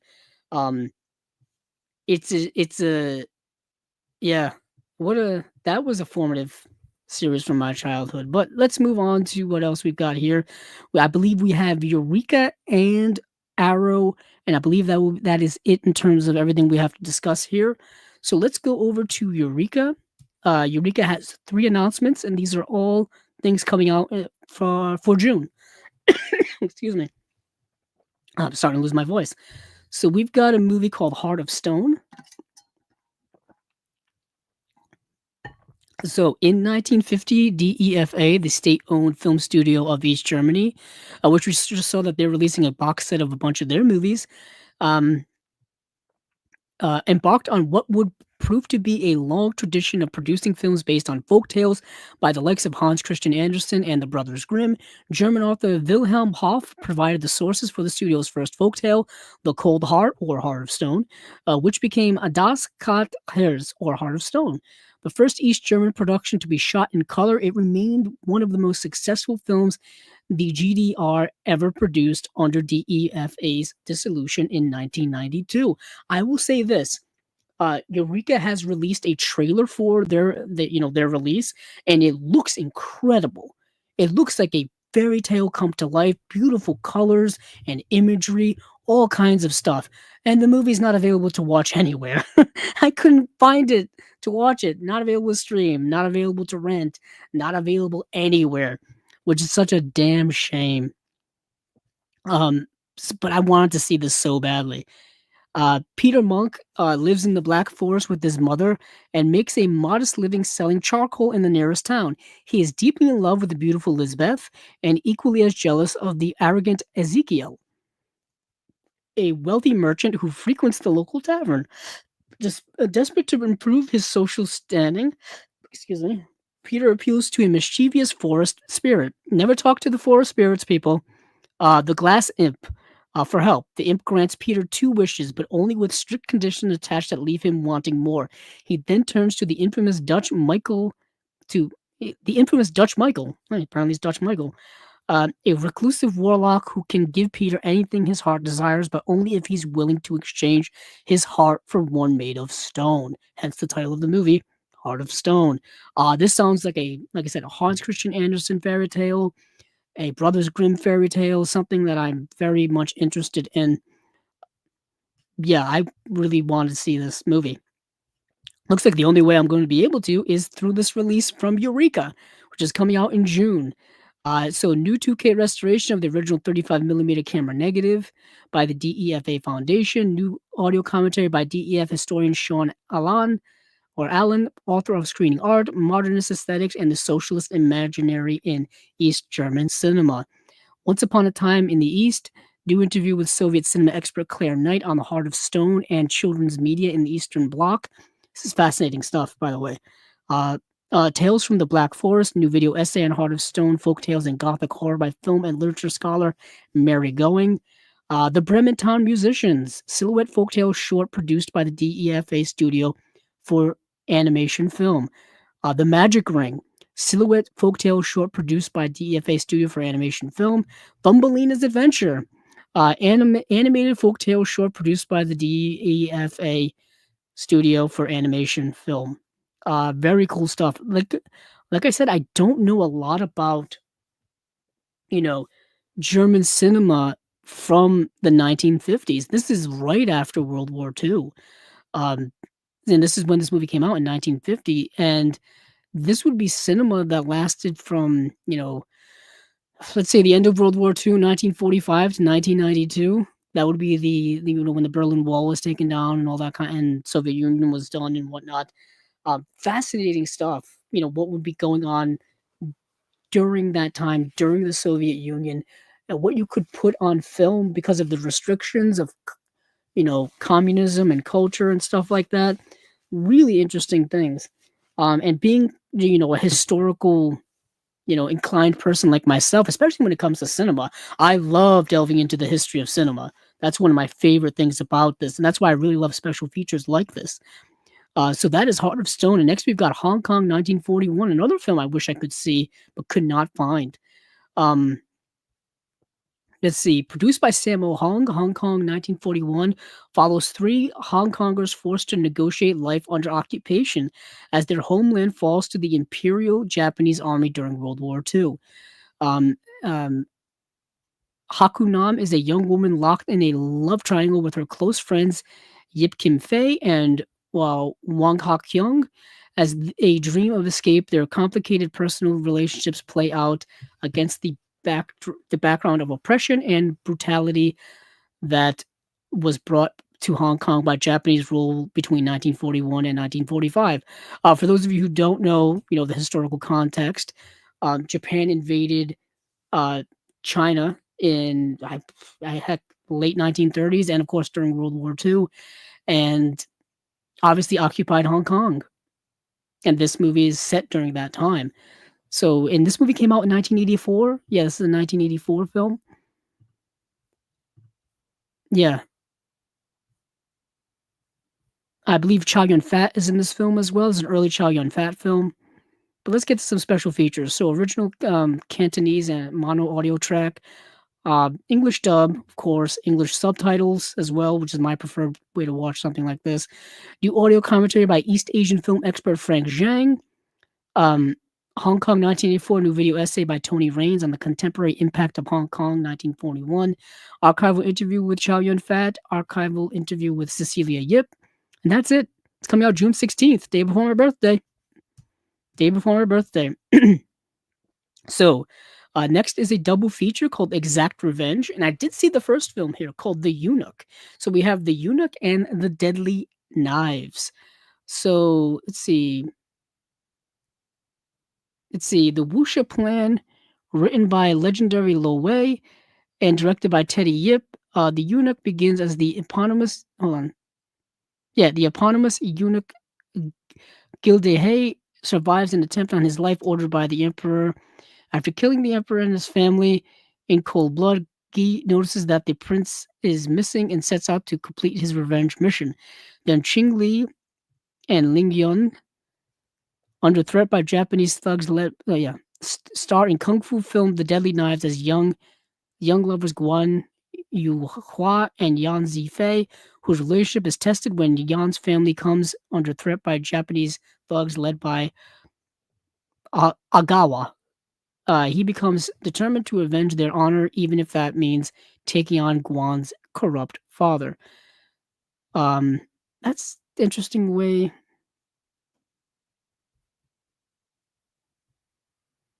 Okay. So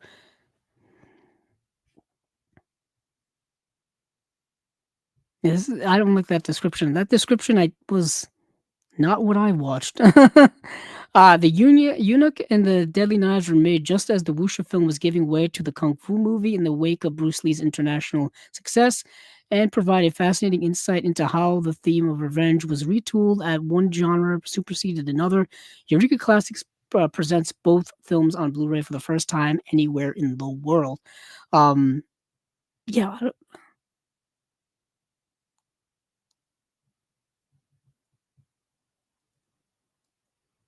that's not the movie I watched. Hold on. Did I watch the right movie?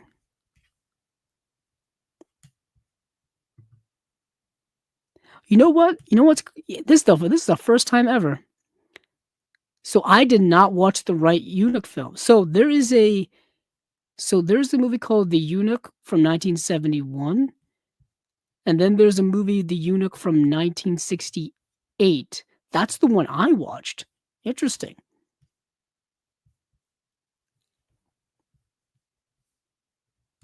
Yeah, hold on. Let me go check my letterbox. This is the first time ever. That's why this is completely throwing me off for an absolute loop. So there is a Eunuch film. Yeah, I watched the wrong movie. Okay. So the Eunuch from 1968, which is not uh part of this, is a completely different movie directed by a completely different person. That's why this description completely threw me way the heck off. Okay.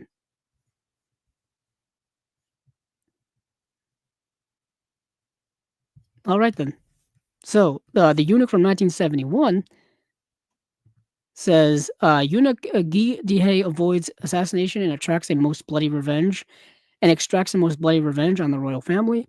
And then the deadly knives, Yan Zifei and Guan Wei Hua are returning home in love and plan to tell their parents. But once they arrive back, they find that there is a conflict between the two families. Guan Fun Lin is working with Master Agawa to assist whatever. Um, let's see. Yeah, Master Ogawa to assist the Japanese in taking possession of the Yan's family forest. By fair means or foul, with Master Yan refusing to sell, Agama continues his plotting using deceit, betrayal, and ultimately bloody violence to get what he wants. That's the Deadly Knives. Yeah. So I didn't watch either of these movies. I thought I had watched The Eunuch, but I watched a completely different one. It's baffling to me they came out with a movie called The Eunuch in 1968, and then they came out with a movie called The Eunuch in 1971. So close together, same exact title, same exact title. My goodness. Oh man, I am losing my mind here. So that's the double feature. Let's see. Let me get to the double feature. Uh, Special features. Sorry, special features of the double feature. So, Exact Revenge, The Eunuch, and The Deadly Knives.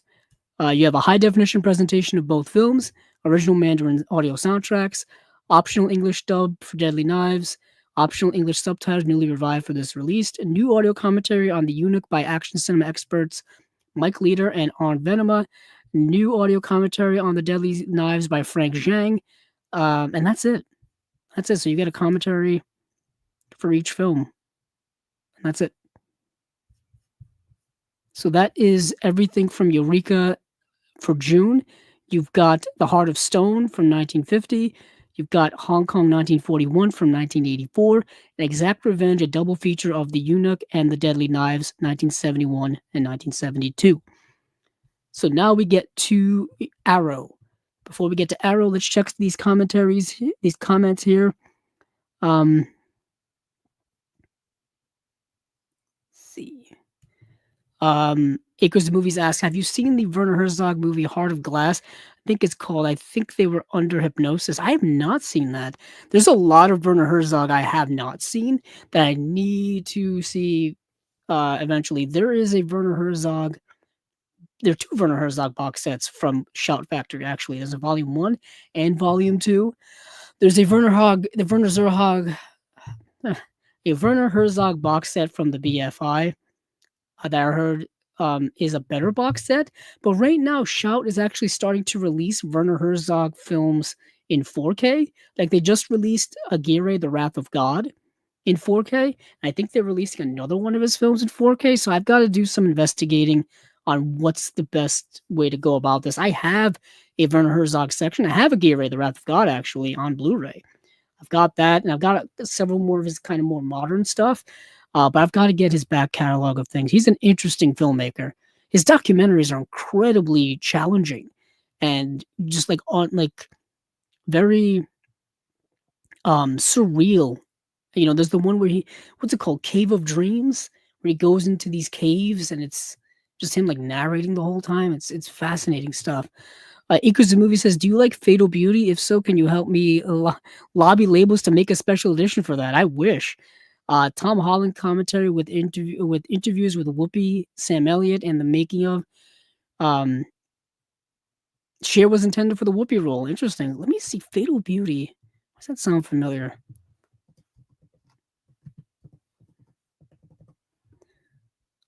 Let's see.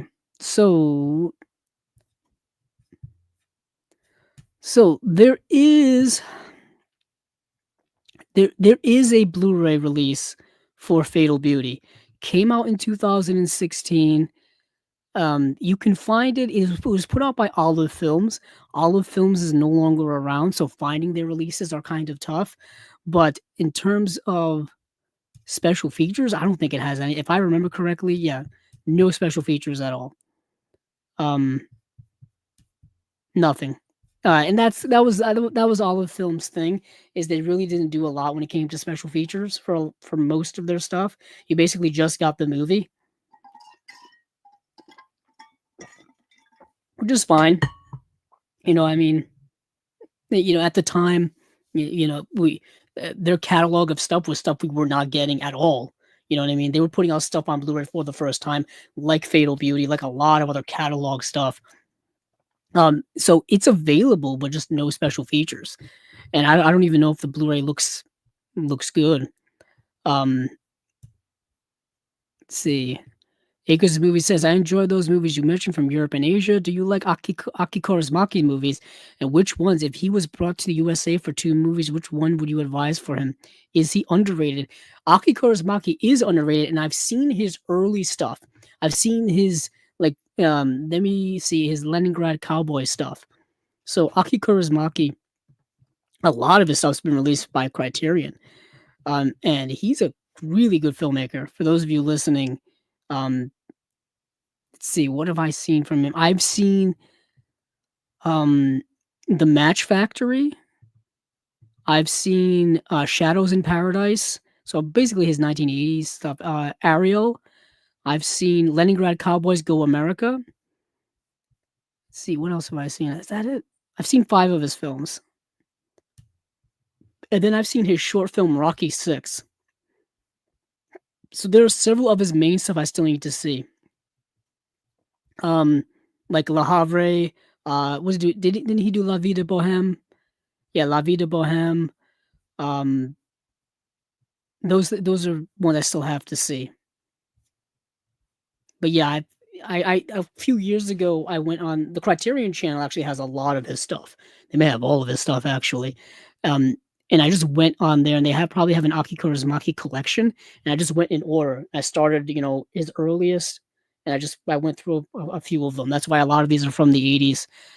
And basically, I got up to like the 90s stuff that they had, and I've got to continue after that. He's a really good filmmaker. Where's he? Let's see. Yeah, he's a Finnish filmmaker. You don't see a lot of Finnish films. Let's see.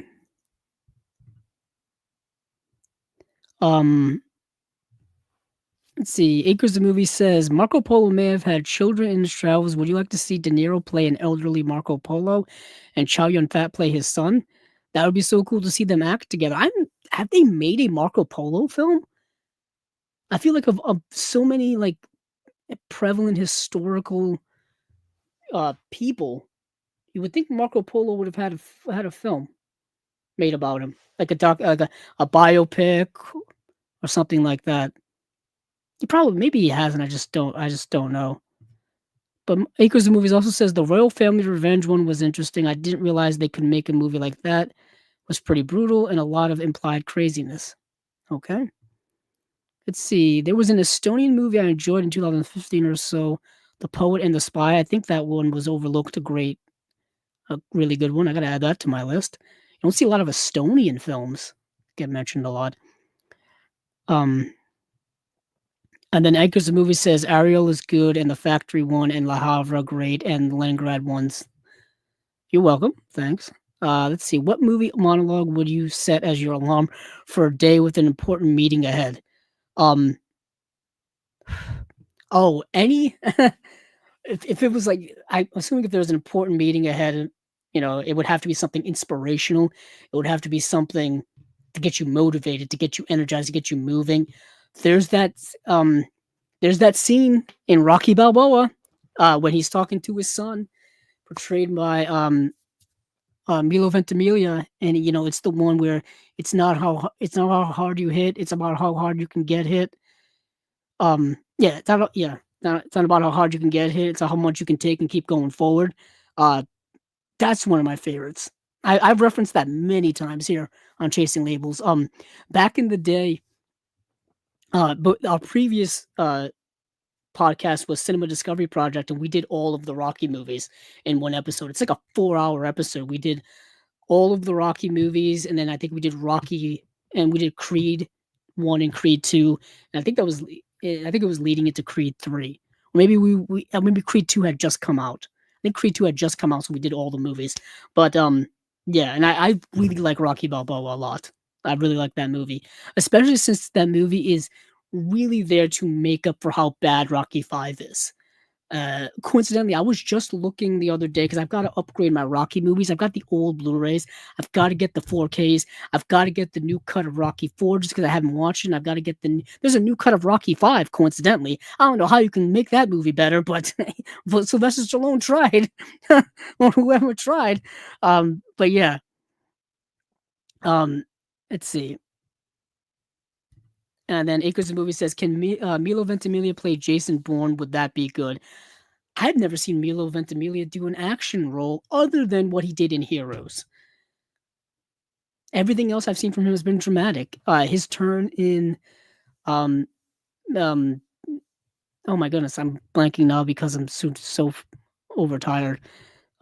This Is Us. His dramatic turn in This Is Us is very good. I think the acting in that show in general was astounding. For a network drama, for a modern day network drama, This Is Us was really well acted. They kind of kept writing themselves in circles a lot, especially as the seasons went on. They kept going back and redoing things and redoing stories and themes that we had already uh, talked about over and over again. They were just retconning things at some point, but the acting was always really really good in there, and Milo Ventimiglia was really good in it. But as for an action star, I don't know if he's got the Jason Bourne in him. They're rebooting Jason Bourne now, which is baffling to me. That's a franchise I thought they were going to do more with. We talked about them doing more with the Top Gun franchise. I thought they would have done more with Jason Bourne. I know they made 4 Matt Damon films and 1 spin-off film with Jeremy Renner, but it felt like they were spread out, for a while. You know what I mean? They made those 3 Matt Damon films pretty close together, and then Bourne Legacy took a few years, and then of course the 4th Jason Bourne film took a while too. I don't know what they could do with Jason Bourne other than do what they did with Jack Reacher, you know, and turn it into a series on Amazon or something like that. I don't know who has the rights to that. Universal, so maybe Peacock. You were talking about kind of doing something in streaming before, a Jason Bourne, Jack Reacher esque streaming thing. You know what they did with they did the same thing with what's John Krasinski in that Amazon series, Jack Ryan. Jack Ryan. Yeah, Jack Ryan, Jack Reacher, Jason Bourne. they get all the J names, I guess. But we're coming into the final stretch here on Chasing Labels, spine number 161, episode number 161, and this is the Arrow releases for June. June is my birthday month, and they unloaded some interesting titles, good titles here. So here we go with the batch. Let me run this down here. So we've got the Alex Proyas Dark City getting a 4K UHD release finally. This has been rumored for a while. We got Witness is getting re-released in the UK. Witness had been released here in the US as an Arrow limited edition and standard edition. That limited edition of Witness, I still want to get. It sold out so fast when it came out. I didn't realize that Witness was so popular. I know it stars Harrison Ford. I know it's an 80s movie. I know it was, critically loved at the time. Like I said, Harrison Ford nominated for an Oscar for it, the only time ever in his career so far. But yeah, it sold out so fast. We've got Roadhouse, the 1989 Patrick Swayze film, which has a gorgeous release from Vinegar Syndrome. It's one of their VSU releases. I have it, and it's gorgeous. I see it on my shelf down there next to Road Games. Yeah, that's right now. That's a nice release. And then we have Swordfish from 2001. And then we've got Taking of Pelham 1, 2, 3, the 1974, the original. Of course, there was that remake with Tony Scott later on with Denzel and John Travolta. But this is the original Taking of Pelham 1, 2, 3. I have that. I have the Kino 4K release of that already. And then you have The Invisible Swordsman, and then you have The Good, the Bad, and the Ugly, which they've been releasing one of the Man with No Name trilogy one a month, and now we've gotten to the big one, The Good, the Bad, and the Ugly. So they've released one a month in April, May, and June, and now we're here for The Good, the Bad, and the Ugly. And that has also been released on a 4K from Kino already as well. So okay, so you see all these titles here, Many of them are recognizable. Obviously, I think the odd one out is the Invisible Swordsman, which I don't think a lot of people know. Coincidentally, it's the only one of these I haven't seen and don't own at all, and I couldn't find it to watch it. Can't find it to stream. Can't find it to rent. Can't find it anywhere. That seems to be a theme going on here. Um, but the other ones I either have. Actually, I have all. Yeah, I have an old DVD of Witness. I have it already.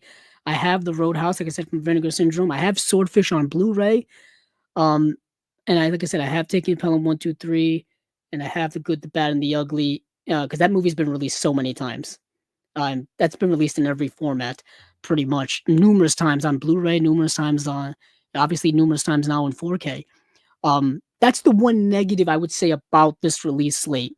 These are all things that people probably have in their collection already. So now we have to decide, are they worth getting over the ones we already have in our collection or not? We got to do a little compare and contrast in terms of special features, in terms of picture quality, all that kind of stuff. And then you make the judgment based off of your own personal preferences. I'll say this here. Obviously, I think top of the list is Dark City, because Dark City, the Alex Proyas film from 1998, this has needed an upgrade for many, many years. I mean, I'll check now, but I think the Blu-ray came out a long time ago. Let's see. Yeah, Dark City. Let's see. Yeah, the Dark City Blu-ray came out in 2008. Okay, so we're now in 2025. So this is needed somewhat of an upgrade somewhere. This is an old VC1. This is from New Line. This is a Warner Brothers release. Once again, we're seeing Warner Brothers license out their stuff to the boutique label world. And that was only the director's cut. And yeah, like I said, it's a VC. No, it's both cuts. There's a director's cut and theatrical cut on here. And it came with a decent special features package. For something released in 2008, there was commentary tracks on the director's cut, the extended cut, the theatrical cut, the director's cut. There was an intro by Proyas, and then big time special feature here. Let me see, just comparison's sake. Let's see. I'm not gonna go through. Let's see.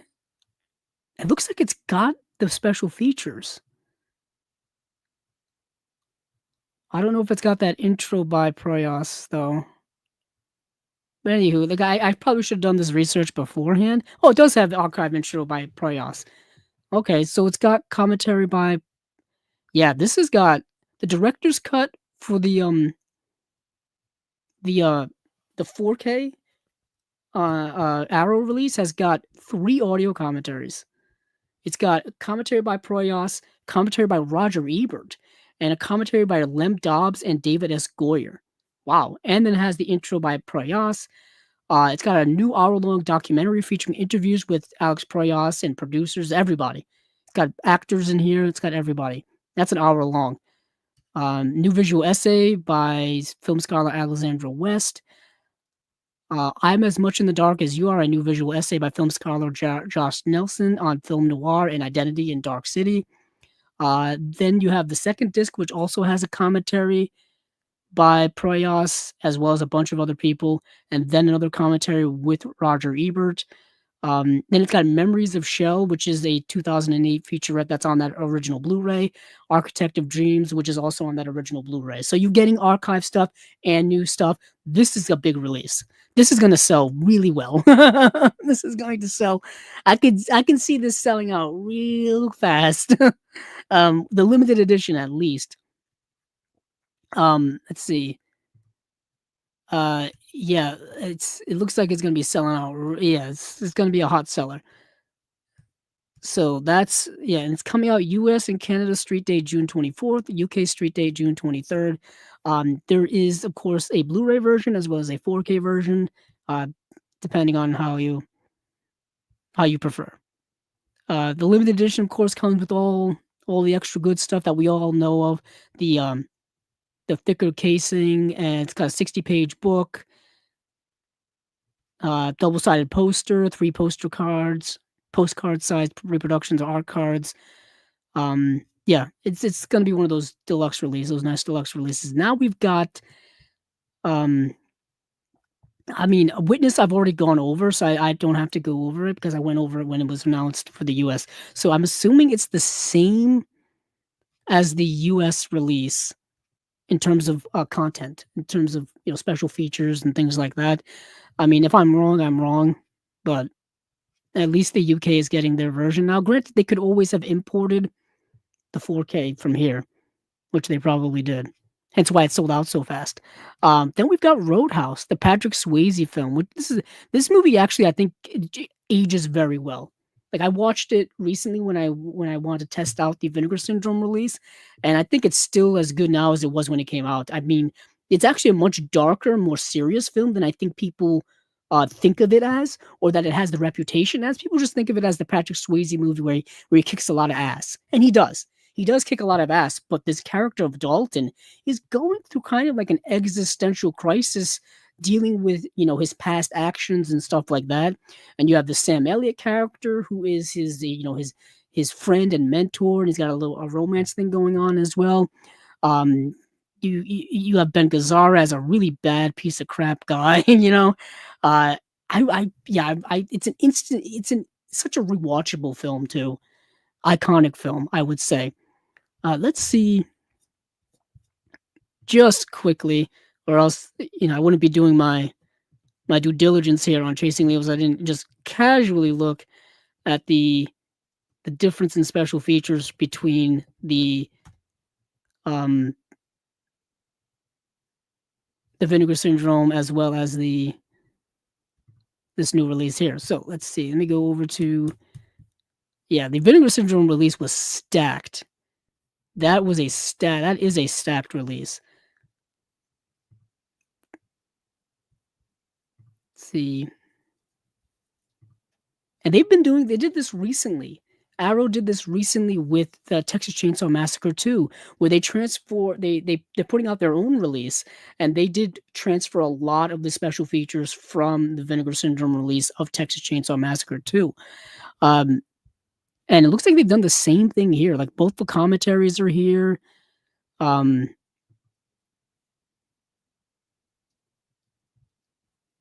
it looks like they're very similar. I have to do a one-to-one comparison, but I don't have the time right now, or else this would just be a lot of dead air of me just reading the screen, which I know is not entertaining either for the people watching here on YouTube or for the listeners in the audio world. You don't want to hear just dead air of me just not saying anything and me just reading, as if it's an audiobook. Well, not even an audiobook, it'd just be dead air, just nothing. Um, let's see. I'll say both of these releases definitely have a lot in the way of special features.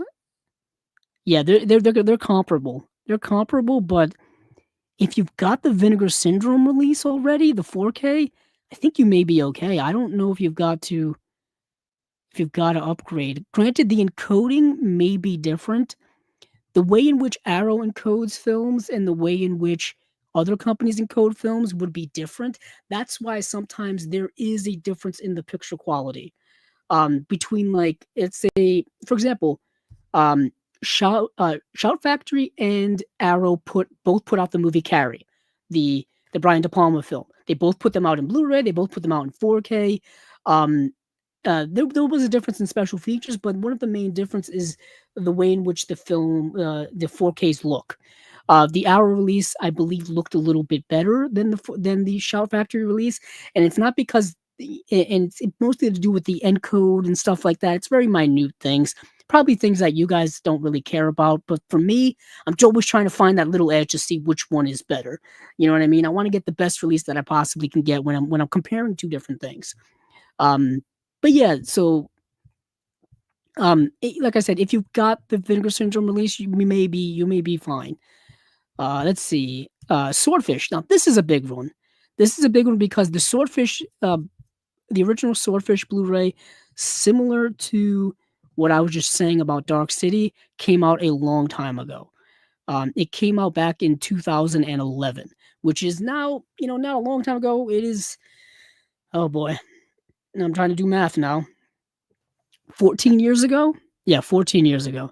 And this was also a Warner Brothers release at the time, a VC1 encode. They were holding on to that inferior encode for their discs longer than any other mainstream studio. I don't know why.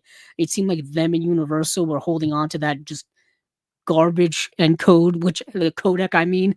Um, and I don't know why. They were doing it all the way up, like I said, to 2011.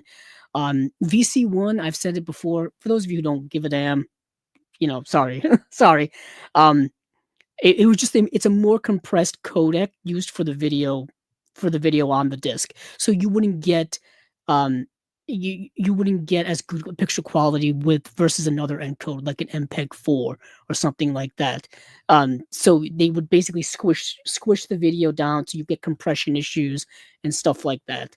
Um, and I hate that they still need to release some of those old VC1 encoded Blu-rays in nice new releases. But that's just me being very nerdy about all this kind of stuff. So you've got the movie Swordfish. This is a movie that I've seen. I think I've seen it once or twice. Came out in 2001. I would have been about 14 years old when it came out at the time, and I remember seeing the TV spots, the trailers, people talking about it, about the movie, all the hype around it, and people really liking it when it came out. And then I watched it when I was much older, and I think it's okay. I think it's cool. I think it's fine. If I remember, let me see what the premise is if I remember correctly. So the 90s is an ever growing number of action thrillers based around computers and the internet as more and more people connected to the information superhighway. Fresh from the success of The Matrix, legendary producer Joel Silver, who did, produced Roadhouse, The Invasion, I think he produced the, um, I'm completely forgetting now. He produced a lot of action films of the 80s and 90s, would ride the wave of this global phenomenon into the next millennium. Former master hacker Stanley Jobson, Hugh Jackman, in an early role, is on, well, not early, it's right after he was an X-Men, is on parole after getting caught infiltrating an FBI program. Even so much as glancing at a computer could send him straight back to prison. But Stanley's new offline life is interrupted when he's approached by the mysterious Gabriel Scheer, portrayed by John Travolta, who offers him $10 million for one last hacking job.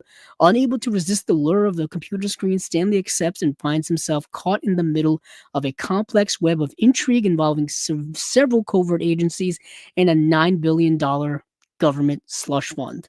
So we've got computer hacking and we've got money to be had. Slick, stylish, and action-packed, Swordfish is nail-biting, a high-tech thriller from its explosive opening to its thrilling climax with a great supporting cast, including Halle Berry, Don Cheadle, and Vinnie Jones. That's right, Vinnie Jones is in the movie. That's killing me that I can't remember. Oh, Lethal Weapon. I think Lethal Weapon was the other one that Joel Silver produced. Maybe. Um, but yeah, I know that Acres of Movies, you were excited about Swordfish. Let's see. Swordfish, same director as California. Interesting. Let's see. And then Acres of Movies also asks, how long is Dark City making of? Excited to see the older features ported over, I hope. They are. They are. From what I just saw, they are. Let me scroll back up to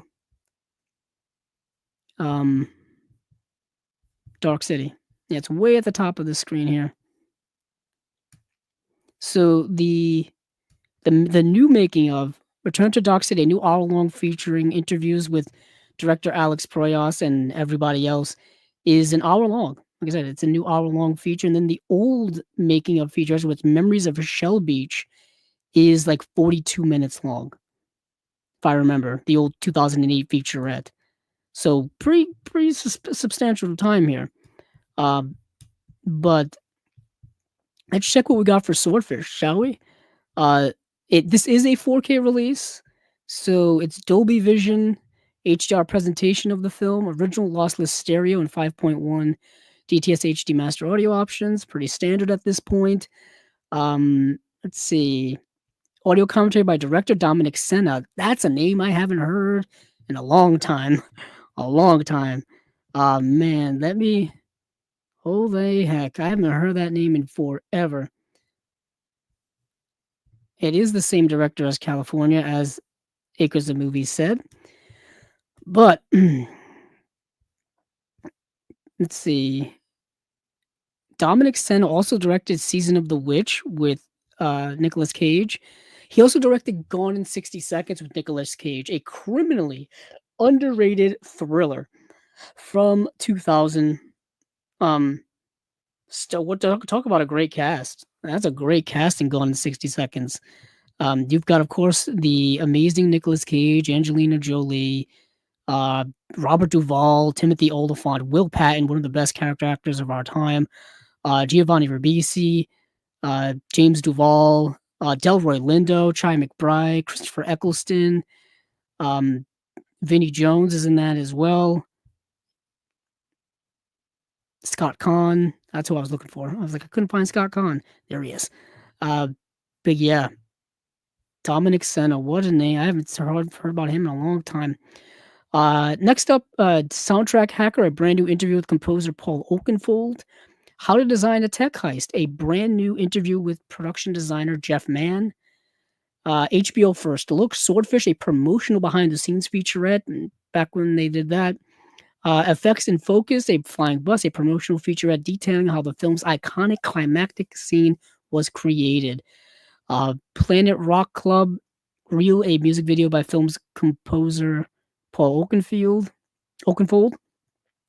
Swordfish, in Conversation, a promotional featurette with interviews from cast and crew members, including actor Hugh Jackman, John Travolta, Halle Berry, Don Cheadle, Sam Shepard, director Dominic Senna, and Joel Silver. Then two alternate endings. You've got reversible sleeve art, double-sided fold-out poster, illustrated booklet. Yeah, awesome. That's pretty cool. So if you're a fan of Swordfish, this is gonna be a nice release. In terms of comparing it to the old Blu-ray, let's see what we got here. Oh, I lied, by the way. The old Swordfish Blu-ray came out in 2006. It was re-released in 2011 with the same exact disc. So it's even older than I thought. It's even older than I thought. Goodness gracious. And that old release came with the HBO First Look,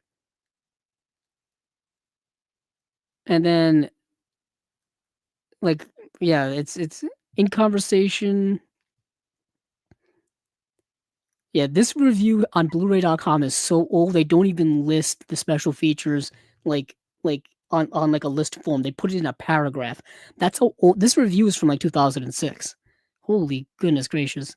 So you do get all the special features carried over from that 2006 release to this Arrow release as well. So it looks like you do get all of them. So that's pretty good. Oh man, 2006. That was the year I graduated high school, for anybody keeping track at home. But now we've got The Taking of Pelham 1, 2, 3. This is a classic film. This film is excellent. This film still holds up today. And like I said, I already have the 4K release from Kino, which is already a stacked, beautiful edition. Like that edition is already phenomenal. So I don't know if I need to upgrade this, but if you haven't seen Taking of Pelham 1, 2, 3, the original with Walter Matthau, it's great. It is excellent. Um, let's see. So this is a 4K release. So beneath the streets of Manhattan on an afternoon like any other, four armed men hijack a subway carriage, demanding a $1 million ransom within an hour, or they'll start executing their hostages. Upstairs in the New York Transit Authority's control room, world-weary transit cop Lieutenant Garber, Walter Matthau, is forced into a deadly game of cat and mouse with the cool, calculating Mr. Blue, portrayed by Robert Shaw, parrying the demands of both the hijackers and the city's authorities as the clock counts down to the fateful deadline. So you've got this cat and mouse game between Walter Matthau and Robert Shaw as they're calling each other over the phone, basically. And yeah, it's great. The late great Jerry Stiller, I believe, is in this film as well. It's great to see him in movie roles and whatnot. But let's see what we got here for special features. So 4K restoration from the original camera negative, Dolby Vision HDR presentation, lossless 5.1 DTS HD master audio remix, or you have the original lossless mono as well. I know people like to listen to the older films in their original audio as well. So that's available here. And you've got an audio commentary by film historian Steve Mitchell and Nathaniel Thompson, audio commentary by actor slash filmmaker Pat Healy and film programmer slash historian Jim Healy. Now let me see. Those two commentaries are the same on the Kino release. So those two commentaries are the same on the Kino release. The mapping of Pelham 123, brand new then and now tour of the film's location by critic Brian Reisman, featuring Jody Shapiro, curator of the New York Transit Museum. That's pretty cool. So that's new. That's not on the Kino release. That is not on the Kino release. Yeah, I'm scrolling through the Kino release now. Nope, not there. So we've got Central to Pelham 123, brand new filmed appreciation by Barry Forshaw, author of American Noir. That's new, not on the Kino release. 12 Minutes with Mr. Gray and Shades of Grey, 2 interviews with actor Hector Alonso. I believe that is on the Kino release. It is. Cutting on Action, 2016 interview with editor Gerald B. Greenberg. That is on the Kino release. The Sound of the City is on the Kino release. As you can see here, so far there's only two that are not, that are brand new. Above and Below, 2008 interview with director of photography Owen Roisman. Let's see. What did I say? Above and Below, right? Yeah. Let's see. Above and Below. Where are you? Above and Below. So that is not on the Kino release. Okay. Not on the Kino release. So that's 3 not on the Kino release.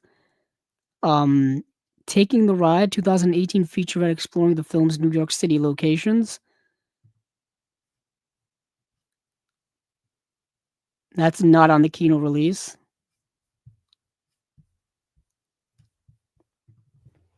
Make sure my headphones are still working. They are. And then you've got The Making of Pelham 123, the vintage production featurette. That is on the Kino release. Okay. So there's about three. There's about 3. Let's see. What's it say? 3 or 4 special features. I lost count because my mind is absolutely melted now. Once you hit the 3-hour mark here on Chasing Labels, I am worn out. So there's about 3 or 4 special features on the Arrow release that are not on the Kino release. So now you've got to weigh the options of if you which release you want, or if you have the Kino release, do you want to double dip and get the Arrow release for the Taking of Pelham 123? Now. The Invisible Swordsman, like I said, I did not get to see. This is a Japanese film. In Edo-era Japan, Senshiro diligently hones his sword fighting technique at the Kendo dojo, but no amount of practice can hide the fact that he is both clumsy and cowardly when his samurai father falls prey to a gang of murderous phantom thieves while on a night watch duties. Senshiro is drawn to the banks of the Sanju River that separates the worlds of the living and the dead. Here he encounters a strange being that introduces itself as Shokira. The otherworldly apparition offers advice on how Senshiro can avenge his father with the aid of a mysterious potion with the power to turn him invisible. I'm assuming he takes the potion. Special features on this one here. We've got brand new audio commentary from author and Asian culture expert Jonathan Clements. The Invisible People, a brand new interview with film critic Kim Newman on the history of invisibility in cinema. Phantom Fighter, a brand new interview with the film critic and Japanese expert Jasper Sharp. And that is it. That is it for the Invisible Swordsman. Now we've got the big one, The Good, the Bad, and the Ugly. This is the famous Sergio Leone film starring Clint Eastwood and Eli Wallach, Lee Van Cleef as well.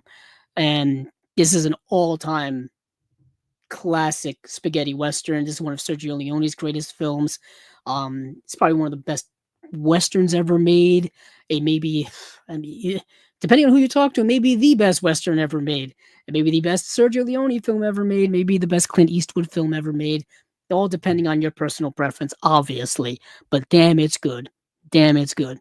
Um, just I don't I everybody's either seen it or heard about it. If you haven't even seen it, you probably have heard about it. If you haven't heard about it, like I just said, it's good. It's one of the best ever. It is a long film, not a short film. Um, it's it's it's Sergio Leone doing a David Lean epic, but in a spaghetti western form.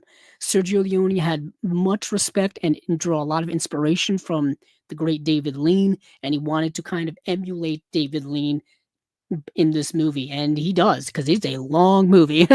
It's his Lawrence of Arabia, it's his Bridge on the River Kwai, it's his Doctor Zhivago, and yeah, let's see what we've got. And like I said, this is another one that Kino's already put this out in 4K. So, and they put it out on Blu-ray as well. So we've got to see this that Kino 4K is stacked. I don't know if I can do this side by side. Um, but this is a 3-disc edition. There is an international cut on a 4K. There's an extended cut on the 4K, and there's a third disc that is a Blu-ray just full with extras, and there's a fourth disc that's sad. It's called Sad Hill on Earth limited edition exclusive. That's interesting. What is that? Not sure.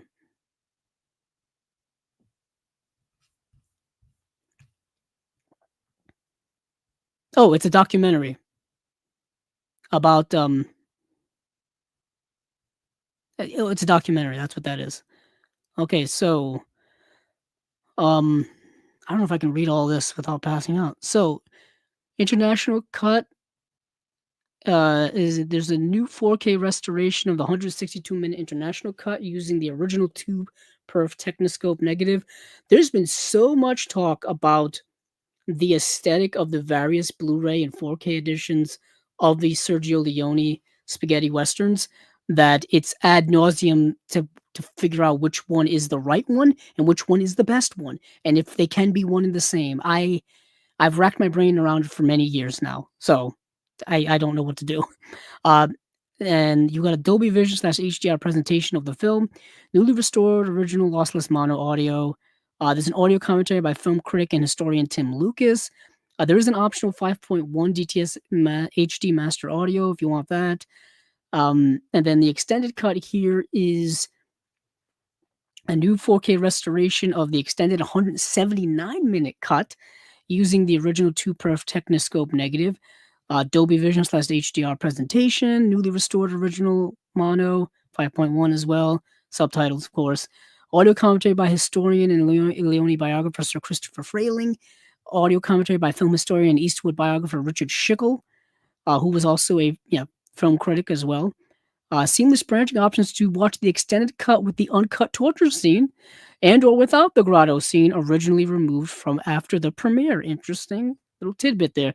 Then the third disc here is just all extras, and my goodness, it is a lot of extras here. I won't go through all of them here. If you want to go to blu-ray.com, and they've got the list here of everything. It's quite extensive. Let's see. So there is an exclusive commentary on the The Good, the Bad, and the Ugly 4K from Kino. Also, the Kino release only has the 162-minute cut. It doesn't have the longer cut of the movie. So that in itself is already a big, big difference. Yeah, that's already a big, big difference. Let's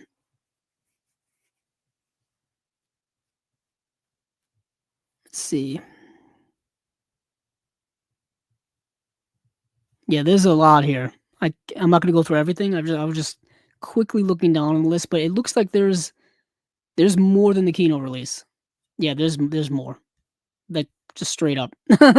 It's just straight up. Um, so now this leads me to another quandary, a collector's quandary.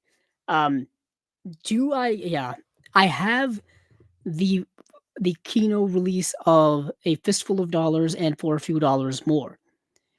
Now, do I rebuy those with the Arrow releases so I can get the good, the bad, and the ugly, so I can have all three Arrows, I mean, releases on the shelf together, as opposed to two Kinos and an Arrow? Because it looks like the Arrow release is better than the Kino release, just by eye testing.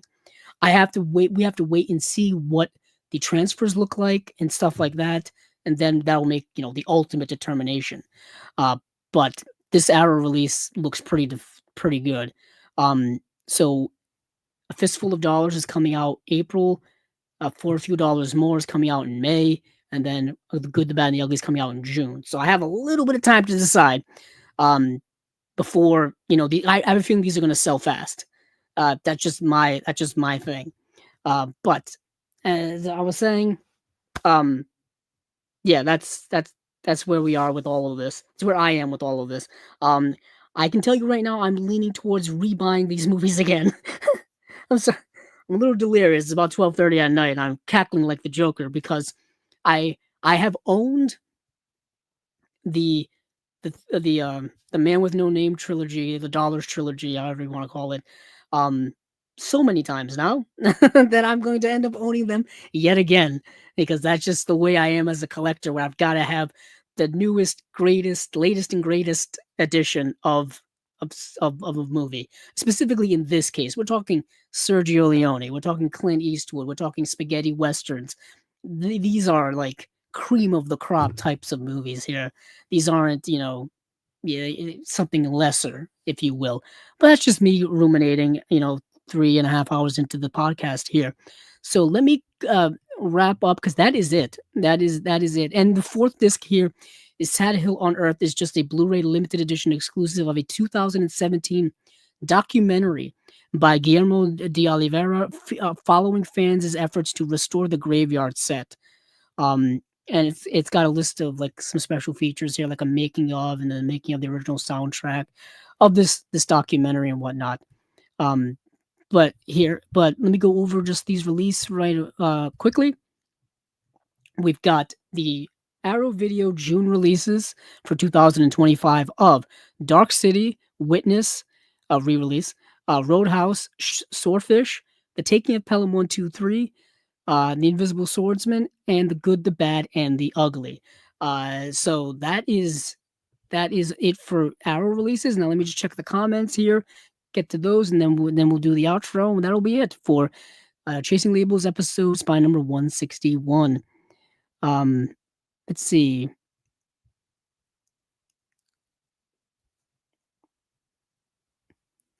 Here we go. I'm just scrolling back up. So Acres of Movie said, "Would you rather see a Tom Petty biopic or Sam Peckinpah biopic, or equal?" Um, I'd say equal. Equal. Although, yeah, because we've seen so many music biopics, we don't see a lot of director biopics. We really don't see a lot of them. I know The Fablemans is a kind of a pseudo biopic about the childhood of Steven Spielberg. You get something like that. Um, but yeah, or maybe Sam Peckinpah. Yeah, Sam Peckinpah. Why not? I liked his work.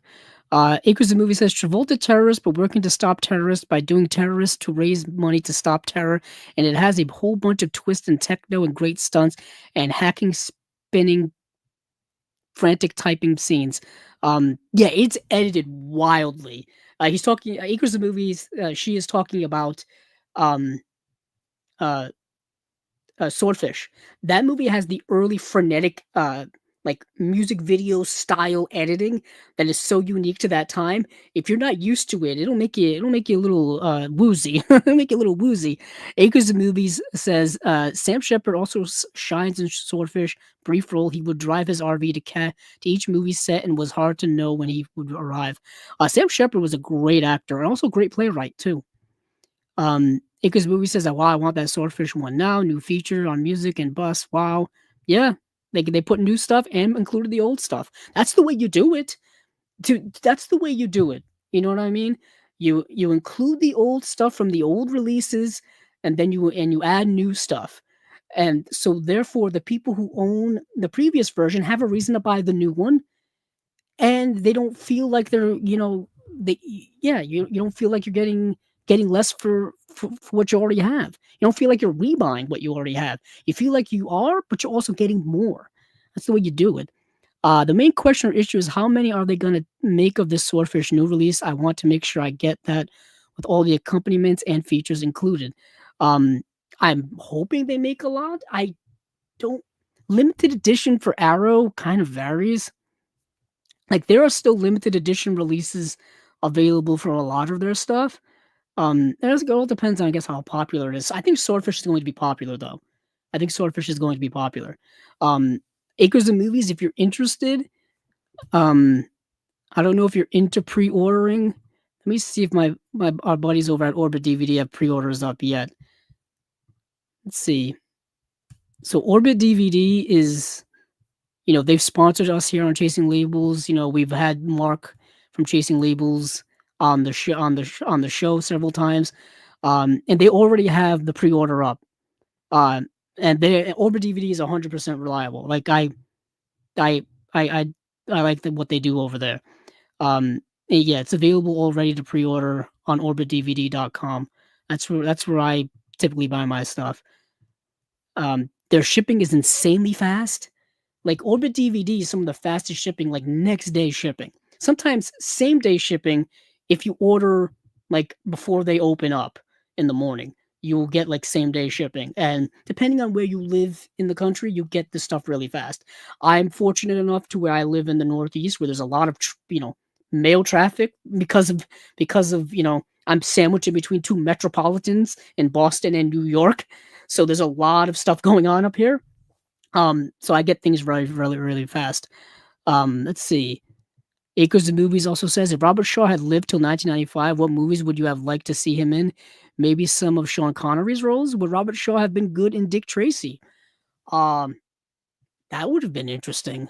I know he passed away. Not yeah, he passed away early. I don't think he would be doing Sean Connery roles. I think he was already older. Or was he a contemporary of Sean Connery? I'd have to compare the 2, but I think he'd be doing I would have loved I don't know if he could pull it off, but, like, the Walter Matthau and Jack Lemmon roles, that would be kinda fun. Like, him that would be kind of fun. I don't know if he could do it because I don't think of Robert Shaw as a comedic actor, but I would have loved to have seen it. Like, put him in Grumpy and Grumpier Old Men, something like that, um, or Out to Sea or whatever. I don't know, that's what I'm thinking of. That's what I'm thinking of. It says, Acres of Movies, do you foresee Mystic Pizza getting some good special editions soon? Have you been there to that place? Which of the characters do you like the best? So I have not been to Mystic Pizza, but um, let me see, because Mystic Pizza does have a Blu-ray release. Let me see if it's still in print. This is, of course, the Julia Roberts film, the one that pretty much well, there was this, and of course, there's Pretty Woman. That's the one that really launched her career. But Mystic Pizza came out in 1988. Um, who directed that? Donald Petrie. Okay. Um, so there is a Blu-ray of there's a $10 Blu-ray of Mystic Pizza. Let me see what we got here for special features. I don't know if that's probably not anything, unfortunately. Yeah, no special features other than a theatrical trailer, which isn't a special feature at this point. Let's be real. But yeah, there is an edition. When did this come out? 2011. So yeah, it could use a re-release. Came out in 1988, so we should be getting in. Well, the anniversary the 35th anniversary already passed. I guess 2028 would be the next time we would get a 40th anniversary, right? Yeah. Yeah, 40th anniversary in 2028. I know it's MGM has the rights to it, so I don't know who has the physical media rights to it. So we'd have to see. But I have not been to Mystic Pizza. No, and I live in the state next to it. Let me see. What's interesting is I've been to Mystic, Connecticut. Um, yeah, I've been to Mystic, Connecticut several times in my life. Because there's the Mystic Aquarium there, which is uh very popular. I went there like for like elementary school um field trips. We would go to the Mystic Aquarium. It's about, I don't know, an hour drive, maybe a little longer. Um, because I think Mystic is right over the border from me. Uh, so I've I've obviously I've been to Mystic, but not Mystic Pizza, but I've had Mystic Pizza because you can go to the supermarket and buy frozen Mystic Pizza. It's not the same, I know, but still, you can get it. Oh, we got a football question here from Makers of Movies. Excited for Stefan Diggs. Thanks for a terrific show. Very informative again. Thank you. Excited for Stefan Diggs. Cautiously optimistic. Coming off of an ACL injury or any major injury in any professional sport, you'll it can go either way. I've seen people come back and perform incredibly well, and I've seen people come back and they're just not the same. You know what I mean? And obviously ACL tears are different now than they were, let's say 10, 20, 30 years ago in terms of surgeries and recoveries and all that kind of stuff. But still, for a wide receiver who relies a lot on, speed and quickness and cutting and all that kind of stuff, um, it's gonna vary, and not to get too sports-tastic on it, I don't know how much better the Patriots, offense is going to be with the new coaching staff. How much more can they get out of the players that they're bringing back from last year? Because it's pretty much the entire same offense. That's my thing. Anywho, thoughts on King Ralph? I don't think I've ever seen King Ralph with John Goodman. It's such a blind spot to me. I've been wanting to get King Ralph on Blu-ray for years because I love John Goodman, and I know there's a Mill Creek Blu-ray of that, and Mill Creek Blu-rays are not very good. You talk about bad encodes, bad encodes for their discs. That's the one thing with Mill Creek. If they cared more about encoding and the way they make their discs, they would do so much better. But they don't have the money to do that, and they can't afford to make their discs any more expensive than they are. They really can't. Let's see. What is the best way or format to watch the documentary The Thin Blue Line? There is a Criterion Blu-ray of The Thin Blue Line. You can watch it there. I believe it's on the Criterion channel as well. That's where I watched it, I think. The Thin Blue Line. That's the let's see. Hold on. That's the that's the Errol Morris documentary. There is a Blu-ray from 2015 from Criterion about the Thin Blue of called The Thin Blue Line. It's one of the best documentaries ever, and it's such a profound documentary that it actually changed the outcome of the subject matter that it's discussing. It's discussing a crime that occurred. Yeah, yeah, but it's about a drifter who was charged with a murder of a Dallas police officer and sent to death row, despite evidence that he did not commit the crime. The documentary was so meticulously done that I think it unearthed and reversed it. I think. Don't quote me on that at all because it's been years since I've seen the documentary. It's probably been about 15 years since I've seen the documentary or so. I think I saw it before the Blu-ray ever came out. That's how long ago I saw it. But it's from 1988, Errol Morris, and it was also the way in which the documentary is structured is pretty much the template for the way in which documentaries are structured now. So super important for many reasons. For many reasons. Let's see. Acres the movie says that would be fun to have seen Robert Shaw in a comedy. It would have been. And then Acres movie says I like how that movie shows the Portuguese people working at ports in that area. You're speaking my language because I am Portuguese, and Portuguese people uh, do a lot of fishing, and they do work in a lot of ports, and they do work in a lot of uh, port cities, port towns. They make up a large population down by the ocean here in my state in Rhode Island. Of course, in Massachusetts as well, you have certain areas that are very primarily Portuguese population based because when they came over from, when they immigrated here to the United States, uh, they kind of stayed near the ocean because Portugal is a lot of that. Um, and also they stayed in areas that they knew the trade, fishing, things like that. Um, and of course, usually with any immigration, especially, decades and decades ago, people usually stayed within their communities. You know what I mean? Like the Portuguese stayed within their community when they immigrated here. So that's why today you get a lot of the culture and the influences have spread around and the food and all that kind of stuff um and whatnot here in where I live and whatnot in southern New England, essentially. But yeah, so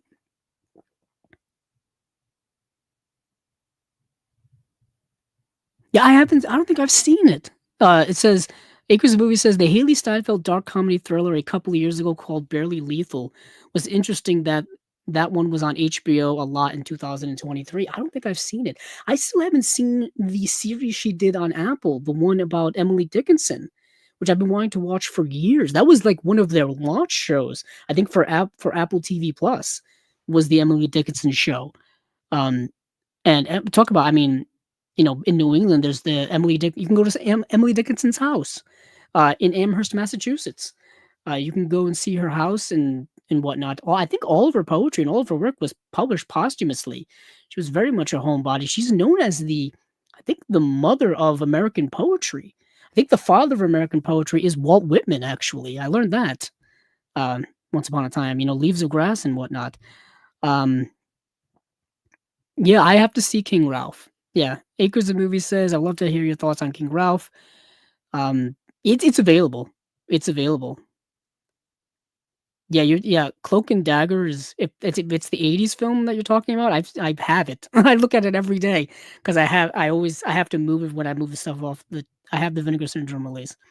Matinee is excellent. There's a Blu-ray of that, and there's a 4K of that now from Shout. That movie's great with John Goodman. That movie is so underrated. So underrated. Um, nice. Okay. So that is it for Chasing Labels, episode number 161. It is obviously the last episode of the month of March of 2025. Spy number 161 is in the books. And I will be returning here in 2 weeks or so. Let me see what day that actually is. So that will be the 14th of April. I'll be returning there. And we did just do our unwatched pile with our good friend Celeste La Cabra. So check that out. That is available here on the channel as well as I think an audio format too. So check that out. And in the meantime, check out what else has been going on here on the YouTube channel, where I've been putting up a bunch of shorts and stuff and whatnot, and whatever else comes to mind in that time. And of course, we will be doing another unwatched pile sometime in April, probably towards the later half of April, like as we usually do. I have to talk to Steven about that. And yeah, thank you all for watching. Thank you all for listening. You can check out this episode here on YouTube on Chasing Labels to check out the stream, check out the replay of the stream. You can listen to the audio version of this on Apple Podcast as well as Spotify and other places where you can find podcasts and such. And hey, keep on watching those movies because I know I will.